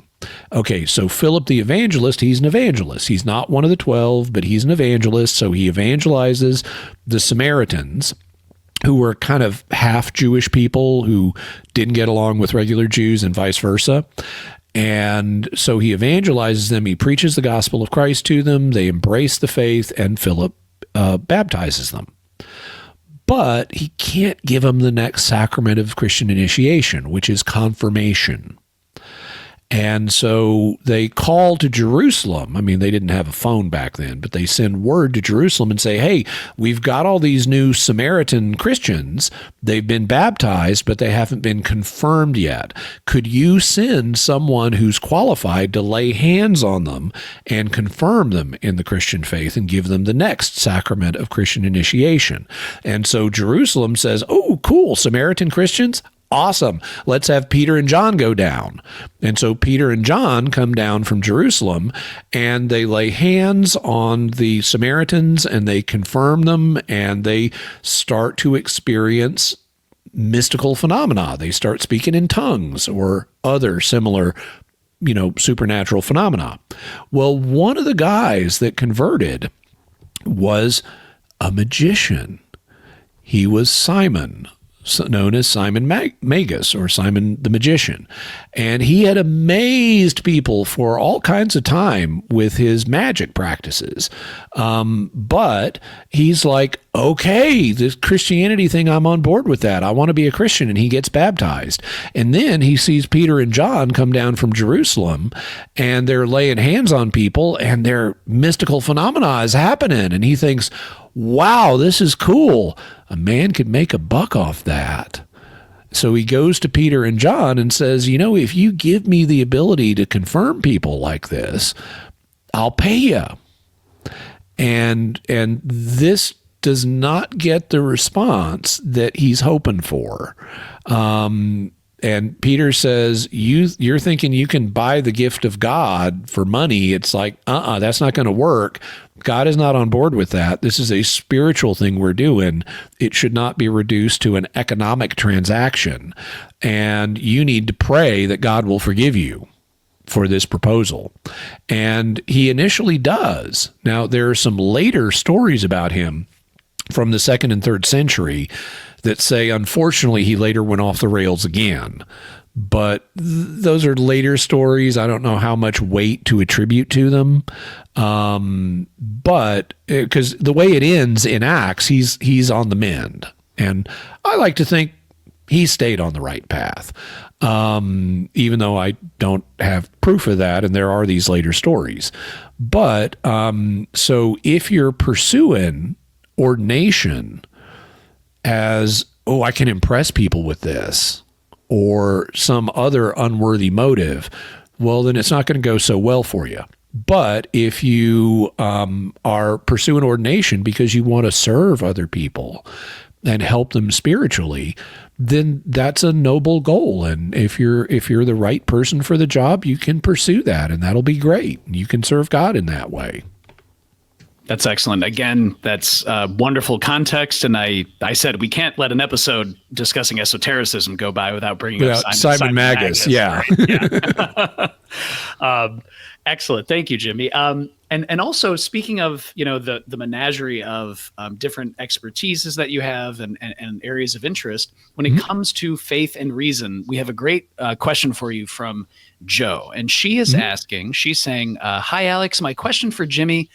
My skepticism often means I try to find the logical explanation, quote unquote, for things, which I find annoying. I'm particularly interested in NDEs, near-death experiences. And Joe's asking, Jimmy, are there any common logical explanations that people come up with for NDEs, which Jimmy can provide arguments against, please? Thank you so much. Okay. The first thing I'd note is just a terminological point, which is Joe is using the term logical as a synonym for naturalistic or materialistic. And I would say that's a natural thing based on how people use language to do. But I would also caution against it, because you can be logical and propose an explanation for something that is not naturalistic or materialistic. Sometimes logic may point to the spiritual or the paranormal. So I wouldn't treat logical as a synonym for a purely naturalistic explanation. Moving on from the terminological point, I've done lots of research on survival. This is one of the three major. Depending on how you count it, it's one of the two major study areas in parapsychology. The other is the function of psychic abilities. But psychic abilities and the survival of bodily death are the two major subject areas that parapsychology covers. And I have a special interest in survival. And it's not just personal. But intellectual. I have an interest in survival and what science can say about bodily death. So I've done actually quite a number of episodes of Mysterious World that deal with various survival-related factors, including near-death experiences and deathbed visions and after-death communications and all kinds of stuff like that. So you can check those out if you're interested. In terms of naturalistic explanations or materialistic explanations for NDEs, there are a variety that have been proposed, and they all have problems. Some of them are proposals like you have data contamination. So after in recent years, people have heard enough about near-death experiences that they could fake them or imagine them. Like even to illustrate the point of just how much it's penetrated pop culture, there's an episode of Star Trek Deep Space Nine where Miles O'Brien and Julian Bashir, the station's engineer and doctor, have made mental contact with the person who's dying, and that person is trying to trick them into thinking they're dying too. And the way the dying person is trying to trick them is they're sitting down together in this corridor, and they're watching the corridor being eaten away behind them. And as the oblivion barrier is coming towards them, they're saying like, "Oh wow, I guess that's the tunnel that everyone talks about," and they realize actually this is all just a trick. But the fact they would do this in a Star Trek episode, they would allude to the tunnel that many people report seeing at the end of their lives, shows just how much different aspects of near-death experiences have penetrated the popular mind. And that means that enough information is out there that you have to be careful about, could someone be faking this, or could they be imagining it based on what they've heard about this experience? It's like, oh, my heart stopped and I want to believe I had experiences. And, the idea of not having experiences is scary. So maybe I just imagined this. Okay, so that's a possible naturalistic explanation. Or maybe I want a book and movie deal. And that's happened too. There are a number of books about near-death experiences that are fraudulent. And like there was one, I want to say it's The Boy Who Came Back from Heaven. it may not be that one, but it's one particular book is based on a child who allegedly had a near-death experience and then talked about it in a book. There are others. Daniel Brinkley was a figure who very plausibly was a fraud, even though he claimed near-death experiences. There was another called Embraced by the Light by a woman named Betty Eady, that there's evidence that was a fraud. So some people, for money, motives like money, they'll fake an experience. And anytime someone bases an entire book about a single experience or one person's experience, that automatically I throw it out, because there's a significant chance they faked it in order to get the book deal.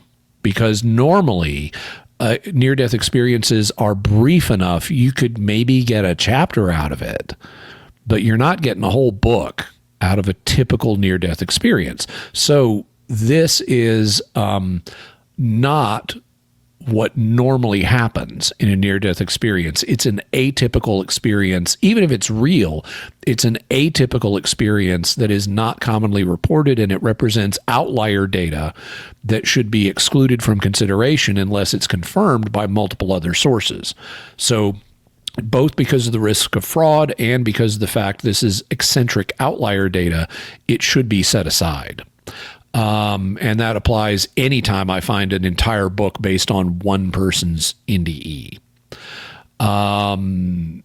Whether I suspect them of fraud or not, it's just outlier data. So those are possibilities, but the problem is they don't apply to everybody.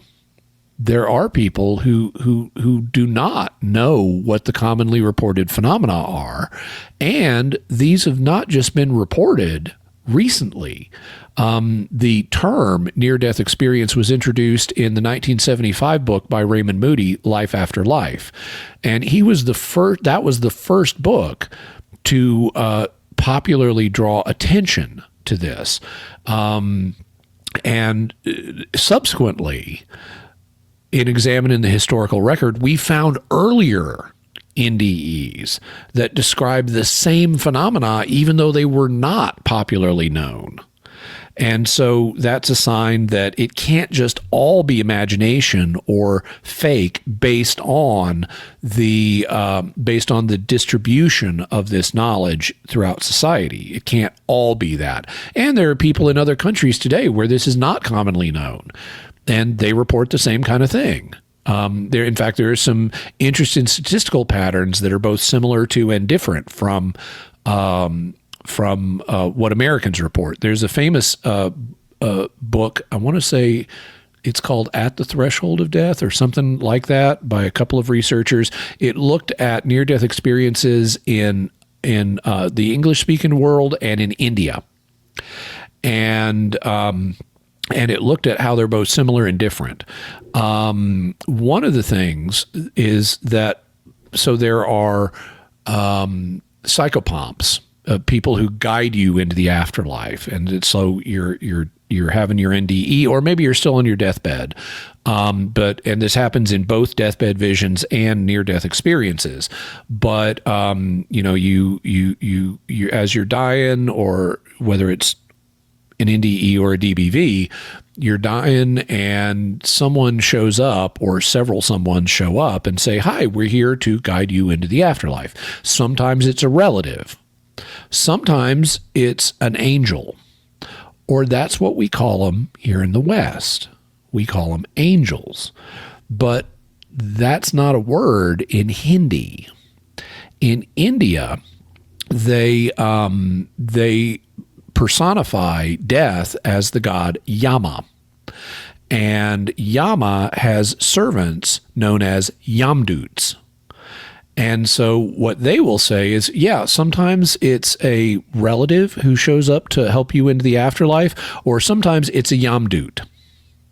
But it's clearly the same phenomenon. What we use the term angel for, Indians who are not Christian, those Indians who are not Christian and don't have the concept of angel, they say it was a Yamdut.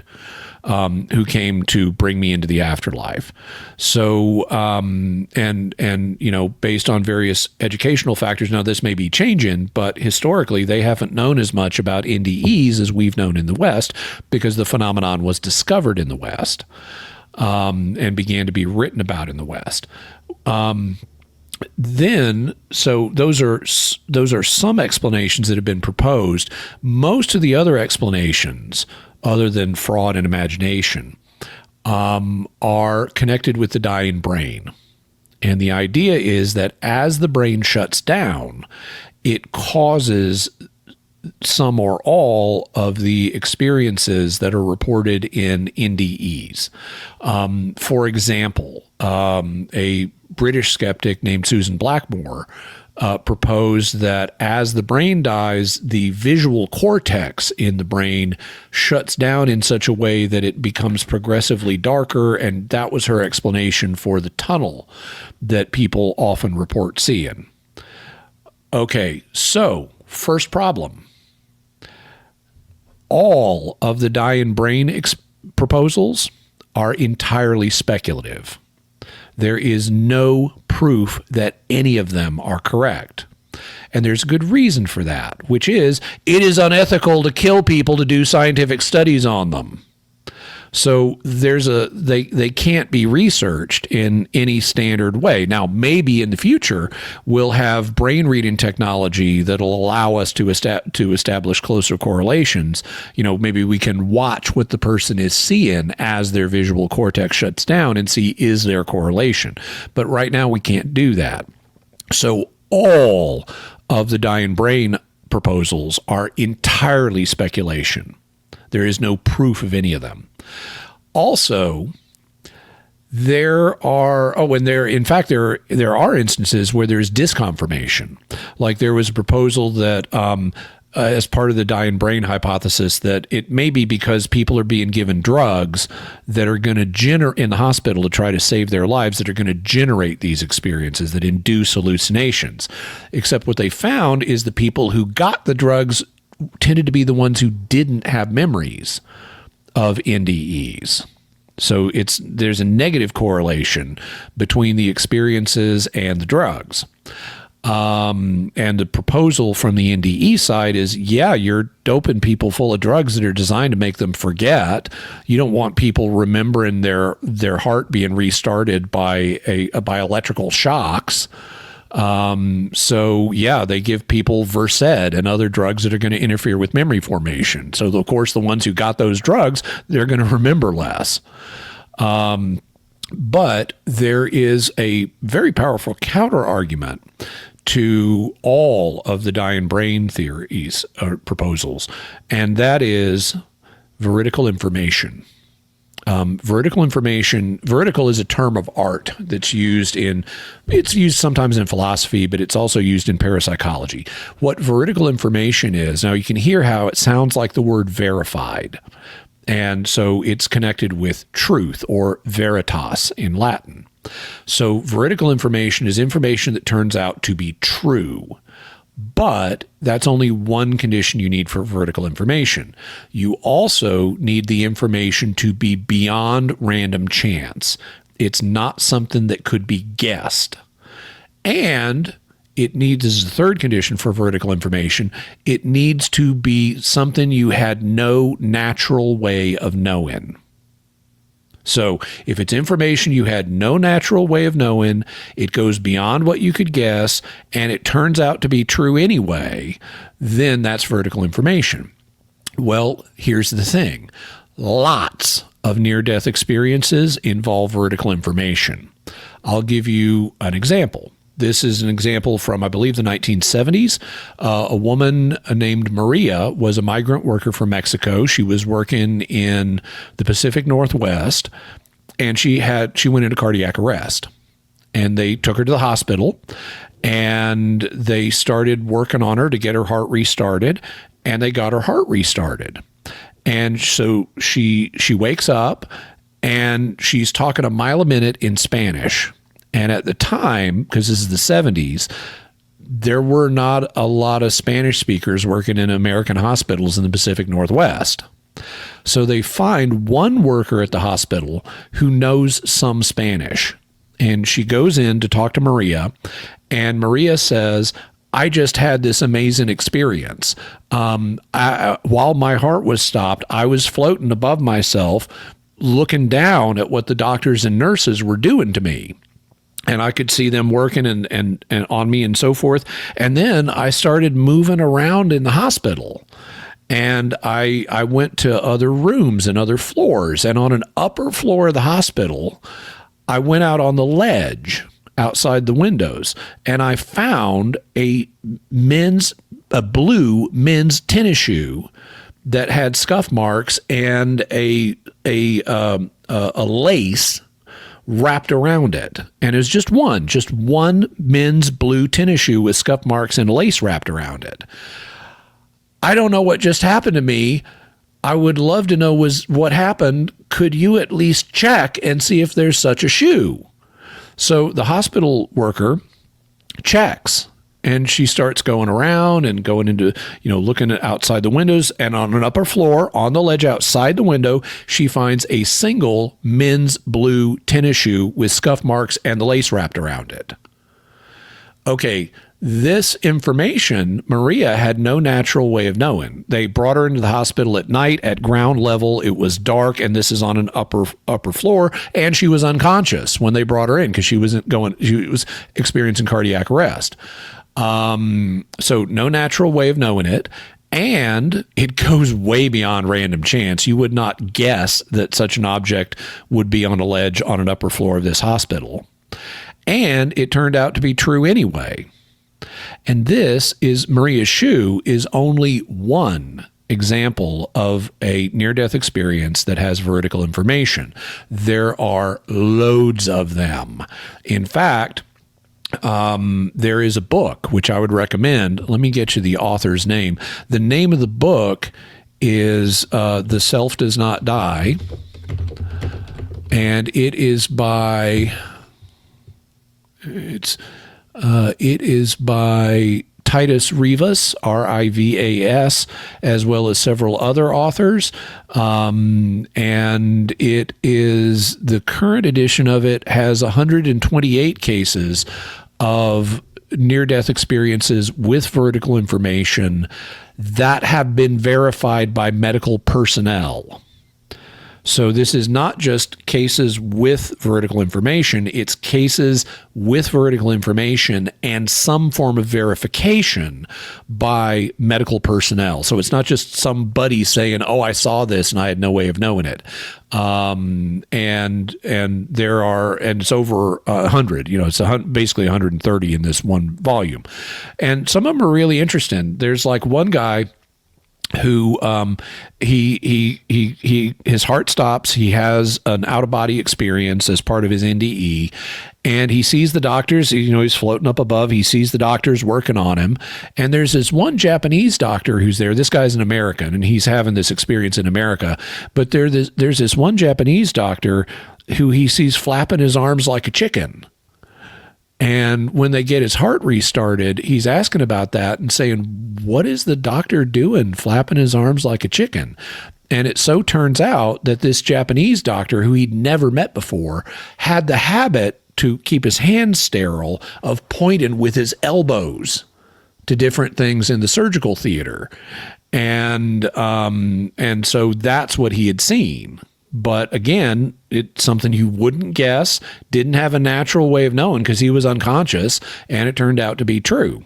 So all of these vertical information scenarios indicate that a naturalistic or materialistic dying brain scenario is not going to explain what's happening in these experiences. Now, you could still propose it's psychic functioning. And someone is retrieving this either before they die or after they get revived. But then why are they interpreting it as an experience that they saw in real time while their heart was stopped? So I think the survival explanation is still the best explanation, even if you open the door to psychic functioning. I think the survival explanation is still the superior one. But those are some considerations I would bring to bear on this subject, and I hope that's helpful. Oh, that is, Jimmy, that's wonderful. Joe, I don't know about you, but I've been taking a ton of notes, veridical information, the different phases. Thank you, Jimmy, because I feel, and I'm sure Joe does too, much more equipped in case there is somebody with radical skepticism, if you will, coming and saying, well, what about this? What about that? And even citing those instances is just such a wonderful thing. And listeners, check the links below in the video and podcast description for the episodes of Jimmy Akin's Mysterious World, where you can get even more information about the work that you've done. That's wonderful, Jimmy. Well, we have 2 more listener questions, and then just a few of my own, only if we have time. Okay. So the first listener, or the second to last listener question, is from Ana Victoria Esquivel, and she is asking and saying, why, Jimmy, is God so quiet in a world where other spirits are so loud? Demons, ghosts, poltergeists, etc. But where is God? Why is he not waving to us? He has always been such a silent figure to me, despite having tried to seek him. So any information or advice or anything? Yeah, well, as you point out, this is a subcase of the problem of divine hiddenness. And that divine hiddenness is itself a subcase of the problem of evil. So evil comes in 2 kinds. This is how philosophers and theologians use the term. There is moral evil, which is what we otherwise call sin. And then there's physical evil, which is anything that's bad that's not moral evil. So it includes physical suffering like pain, but it also includes emotional suffering, like, why don't I have rosy feelings? Why doesn't God make himself obvious to me when I want him to? Okay, well, you're experiencing a form of suffering. It's not physical suffering, but it's a form of suffering, and that means it's a form of natural evil. So the Catholic Church has a general answer to the problem of evil. And the answer, this is in the Catechism of the Catholic Church, the general answer to the problem of evil in all its forms is that God would not permit any evil to exist unless he was, except for the fact he's going to bring about an equal or greater good as a result of it. Now, he's not going to just abandon us to evil. He will eventually make everything right. And even if it's not in this life, he's going to make everything right. And things will be better for us having tolerated the evil, even though we're not denying this was an evil and we did experience it, but things will be better. In some cases, we can figure out what it is, what good it is that God is enabling by allowing an evil. Because we can even do this in our own lives. An example I commonly use is, let's suppose you're a little kid and your parents take you to the doctor to get your childhood vaccinations. And, some people are skeptical of childhood vaccinations, and that's a whole other subject. But let's suppose for the moment they work, or at least your parents think they work. Okay, well, if your parents are right that childhood vaccinations or certain childhood vaccinations work, then they bring you into the doctor to get this vaccination because it's going to spare you getting a horrible disease later on. But what's happening to you at the moment? At the moment, you're having evil happen to you. That shot's going to hurt. And furthermore, you're a little kid. Your parents who you love and trust, who are supposed to take care of you, have brought you to this place. It smells strange. It's cold. There are strangers, and they're going to stick a metal object in my arm. What? That's going to hurt. It's terrifying for the child. And yet, parents will commonly do this because they recognize that it's better to spare the child the long-term suffering of some terrible illness than the momentary discomfort of getting the shot. And pick whatever. I know some people are skeptical of some vaccines, and okay, partition those. Don't worry about those. Pick one that does work. And it can be rational for parents to allow their child to experience a small amount of suffering in order to protect the child and thus provide a greater good for the child. Well, if we can do that with our children, God can do that with us. And so that's the general answer to why does God allow any evil? It's because he's going to bring about a greater good. Now, a child who's, say, 1 or 2 years old does not have the ability to figure out what the parents are doing, not when they're super young. Similarly, we in this life are not always able to figure out what is God doing by allowing this particular evil. So, but what we can do is recognize the principle that we use with our children and how God can use the same principle with us. So even though we can't, in many cases, say specifically in this life, here's what God is promoting by doing it this way, we can at least trust him and say, I love God, and God is love. He loves me, and I can trust him. And even if I don't know the reason he's allowing this evil, I can trust that he'll still make it worth my and everybody else's while. Also, I would say different people are different. So that's kind of the general answer to the problem of evil, including the evil of why does God seem hidden to me much of the time. But he's part of it also may be what you're open to. Jesus, it says in the Gospels, in certain towns, he didn't do many miracles because people weren't open to him.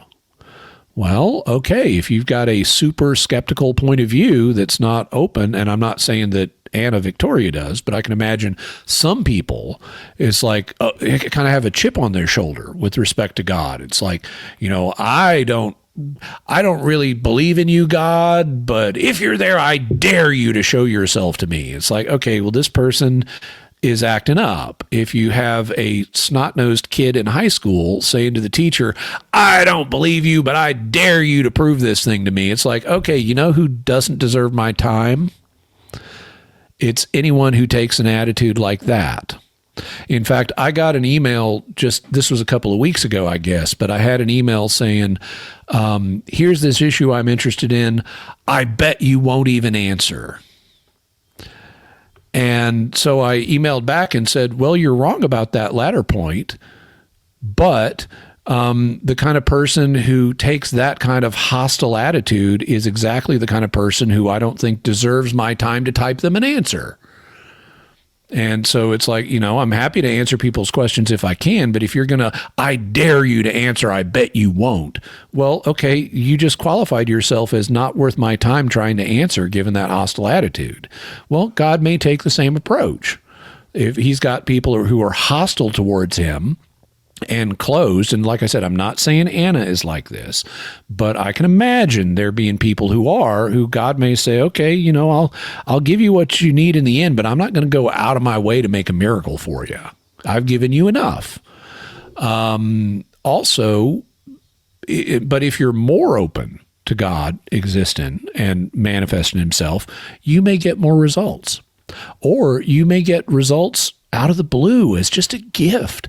There are people who say, I was walking down the street the other day and wham, I had a mystical experience that I totally wasn't expecting. I didn't do anything to provoke it, but suddenly I had 60 seconds where I perceived all of the joy and harmony in the universe in a way that transcends anything I'd ever experienced before. This was not just, I felt happy. This was, I'm experiencing everything in nature as profoundly meaningful and connected and loving for like 60 seconds, and then it vanished. And so there are people who have stronger experiences like that. I would love to have that kind of experience. Thus far, it hadn't been God's choice for me to have that, and I'm okay with that. If he chooses someday to give me a mystical experience like that, I would be very grateful. But I also have what I need. And so I even if there have been times in life that were challenging to me, he's always given me what I need, even if it's like the Rolling Stone song. You can't always get what you want, but if you try sometimes, you'll find you get what you need. And he's always given me what I need, even if it's not always what I want. Oh, that's excellent, Jimmy. Thank you. And yeah, keeping an open mind. And I know Anna, she's exactly very open-minded. And so I appreciate that context as well, because again, it's simply about seeing things from a different facet, a different perspective. So thank you for that. And this last listener question is also from Anna. And she's saying, quote, "I often hear from Catholic sources that spirits cannot be trusted, that they are often demons who don't have our best interests at heart," which we've spoken about, Jimmy, as well. At the same time, Anna says, "I reflect on parts of church history, such as the power struggles of the medieval era, the severe punishments of the Inquisition, and even recent scandals involving clergy abuse. Given these difficult realities, how can we reconcile the Catholic Church's historical and modern failings with the idea that it wants to be a beacon of light and guide people to a path that's good for them, when so much of that trust has been fractured?" Well, so I guess we have a couple of issues at work in this question. The first one is, Anna says, "I often hear from Catholic sources that spirits cannot be trusted, and they are often demons who do not have our best interest at heart." I agree, there are Catholics who say that. Some of them are well-known popular exorcists who ought to know better. Because the New Testament does not expect us to systematically mistrust spirits. In fact, Catholic tradition doesn't expect us to systematically mistrust spirits. If the Virgin Mary appears to you and you've got evidence it's the Virgin Mary, you ought to trust her. Similarly, if you have a purgatorial spirit, or what historically Catholics have identified ghosts as, you want to help the ghost. You don't want to distrust it. You want to say prayers for it, or have mass said, or, help it resolve business from this life, like maybe find its murderer. Well, okay, you don't need to systematically distrust that. There are angels who show up and, give people apparitions and, prophecies about the future and stuff. The New Testament even gives us tests for, is this a good angel or a bad angel? How can we figure that out? And fundamentally, the overall principle is articulated in 1 John 4, if you want to look it up. John says, "Do not trust every spirit, but instead test the spirits and see whether they're from God or not." And St. Paul picks up on this same principle in 1 Corinthians 12. Both John and Paul articulate different examples of it, but they're articulating a common principle of, is what the Spirit telling you consistent with what God has already revealed? If the Spirit is telling you something that is consistent with what God has previously revealed, then you're enabled to trust the Spirit, at least provisionally. Now, if it later starts contradicting what God has said, well, then you need to stop trusting it. But you're at least provisionally qualified to trust it if it's what it says is consistent with what God has revealed. On the other hand, if it's not consistent with what God has previously revealed, you should distrust it from the get-go. So notice what John says. He doesn't say, don't trust any spirit. He says, don't trust every spirit. So the attitude John is counseling is not run away and stick your fingers in your ears and go, la, la, la, la, la, every time a spirit shows up. You can talk to them. You need to talk to them to test them and find out which team are they playing for. So we should take an open but critical and discerning attitude towards spirits. Therefore, we should not systematically distrust them. We should only distrust spirits, or I put it this way, we should distrust spirits when they give signs of distrustworthiness, like they're telling us some message that disagrees with what God has revealed, or they're telling us stuff that, even if it doesn't contradict what God has revealed, they tell you, hey, the stock market's going to go up tomorrow, and it doesn't. So you don't want to bet a lot of money on what an unreliable spirit is telling you, whether they're unreliable about what the stock market's going to do or whether they're unreliable about what God has revealed. So that's, I guess, what I would say to the first question is we don't need to be skeptical of every spirit. We should be open and discerning to the spirits that we interact with. And the New Testament expects us to interact with spirits. Otherwise, there's no point in including this in the text of 1 John. So that's kind of the first factor that's at work in this question. The second is, the second question I think is actually, if I understand it correctly, which I may not, but if I understand it correctly, it's actually a separate question, which is how do we reconcile the church's desire to be a spiritual force for good in the world and help people with the fact that there have been notable lapses where the church failed to achieve that goal? And I would say a couple of things. The first one is, I think that's everybody. Almost everybody wants to do good in the world, and yet they don't always succeed in that. So I would say, well, the church is an institution that's composed of living humans, and at least in this life, humans often have good intentions. They want to help people, but they don't always deliver. Sometimes some humans do bad stuff, and that's as true of the church as it is every other institution. You look at the government. Well, the government theoretically is a force for good and wants to help people and wants to order society in a way that's beneficial to everybody, and it doesn't always work out that way. So I would say that in principle, this is true of every institution, and on a micro scale, it's true of every person. We always want to do more to help people, unless we're sociopaths. We want to do more to help people than we end up fulfilling. So I would say I'd look at the church in the same light. So that's the first thing that I'd say. The second thing that I would say is we do have evidence that God is using the church to do good on balance. It is not always, it's not like every priest or every bishop or every theologian or every Catholic apologist is always doing the right thing. But that doesn't mean that God isn't genuinely using the church as one of his instruments. And so, and we can see that in microcosm, even in the first century. St. Paul, he had sharp elbows. He could be irritable. And you read his writings. I mean, like read the last few chapters in 2 Corinthians. After starting off with, "Hey, I'm so happy, it's all so great," someone arrives and gives Paul some bad news, and he has a meltdown in the last few chapters of 2 Corinthians. He just totally goes into meltdown mode and is really negative. So okay, he had some flaws. You know who else did? St. Peter, the first pope. He's like, "Oh, if everyone else betrays you, I'll die with you." And dude, before the cock crows twice, you're gonna deny me 3 times. And he did.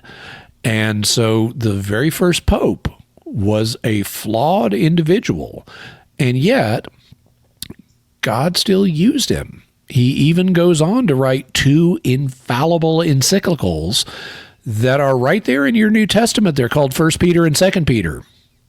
Despite his human flaws, God could still use him as an individual. Something St. Paul acknowledged. Paul said, "God's using me for the Gentiles, he's using Peter for the Jews."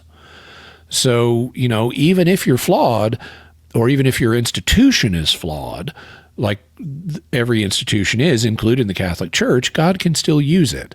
And I think there is evidence. Now, this is not an apologetic show, so, we've been going on for some time, so I don't want to go too deep into it, but I think there is evidence that God uses the Christian community and the Catholic Church specifically to do good in the world. It's, I could go through that in more detail, but that's what I'd say as a matter of principle. Thank you, Jimmy. That's wonderful. And I think, again, it's key information that challenges. I know myself, and I think this whole conversation has been inviting, rather, listeners to think about things in a different way. So thank you for that. Well, Jimmy, these are great themes that you've been touching on, so many different threads, and I very, very much appreciate the generosity of your time. But a very important question too, which is a last question. We will, of course, Jimmy, link to your Patreon page. Listeners. Thank you. Absolutely. Listeners, I support Jimmy Akin on Patreon. Check out the links below. It'll be the first link you see because Jimmy has wonderful content you can get early access to. You can get other content. So check out Jimmy's Patreon. It's wonderful to support creators and Catholic theologians like Jimmy. So Jimmy, of course, will make sure to link to that. But in addition to this, just seeing your show, seeing your Patreon, seeing all of the material, all the writings, the videos, you're always working on something. I'd like to know when you sleep, but also can you give us a hint on some upcoming books, episodes, projects, or any big issues that you're constantly thinking about?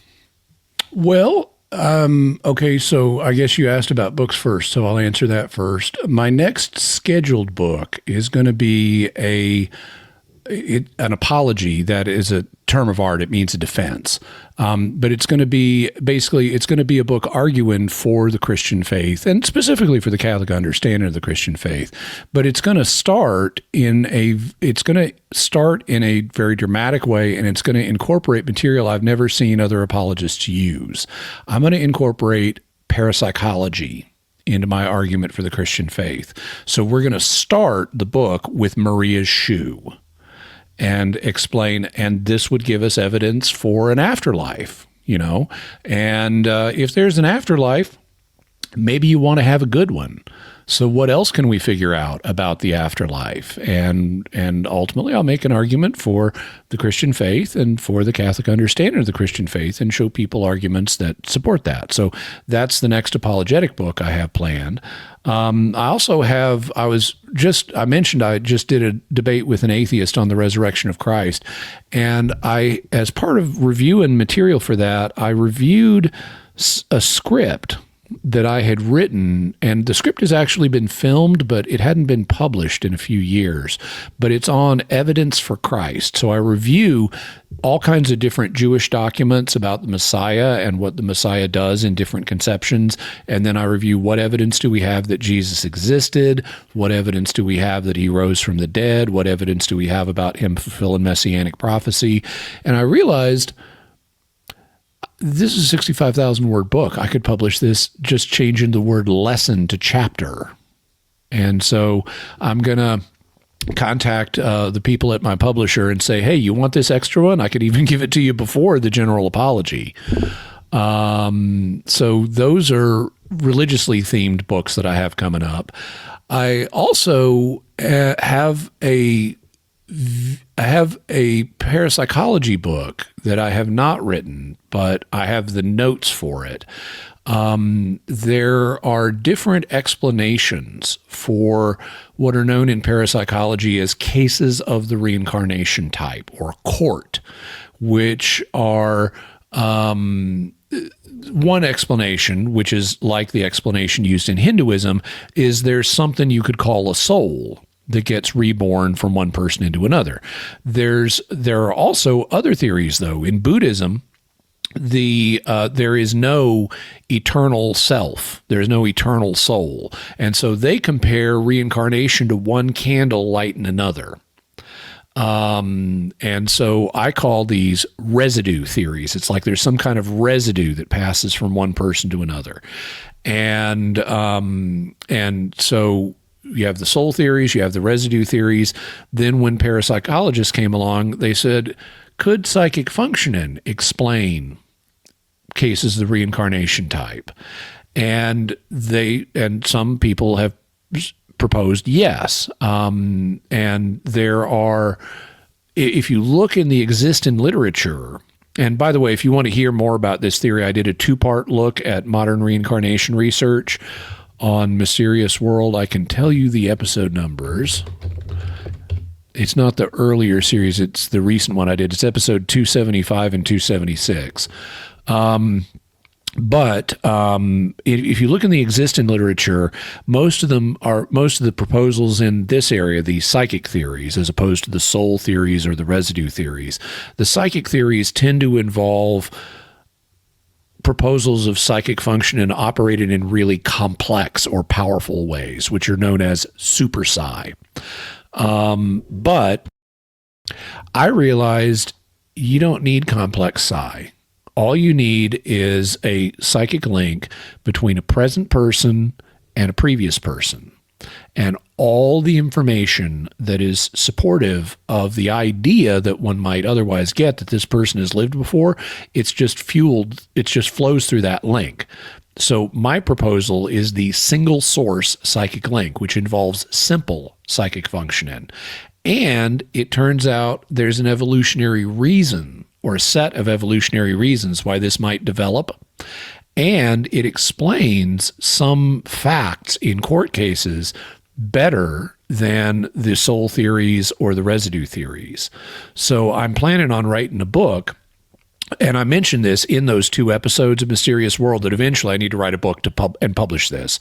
So I'm planning on writing a book where I explore the different possible explanations for court and specifically focus on the single source psychic link theory and why it has advantages that other competing theories don't have in terms of the data. Also, for Mysterious World, I plan on doing a series of episodes that continue to engage with magical subjects and demonic subjects. I am definitely going to be doing an episode, at least one, on the medieval clerical necromantic underground or underworld. I'm also going to be doing something on the modern equivalent of that, because there is a modern equivalent of the clerical necromantic underworld. It doesn't take exactly the same form, but it uses the same principle. And I'm also going to be doing some studies of specific exorcism cases, and they will, among other things, demonstrate that demons are lying liars who lie, and you should never believe them. So many things to keep our ear to the ground on. Single source psychic links, evolutionary reasons for that, modern clerical necromancy, and of course, an incredibly powerful advice there about never to trust the demonic, and they are lying liars who lie. But also exploring esotericism with nuance and evaluating with both faith and reason and the wonderful areas, everything in between. Catholic theologian, parapsychologist, author, philosopher, and the proprietor of Jimmy Akin's Mysterious World.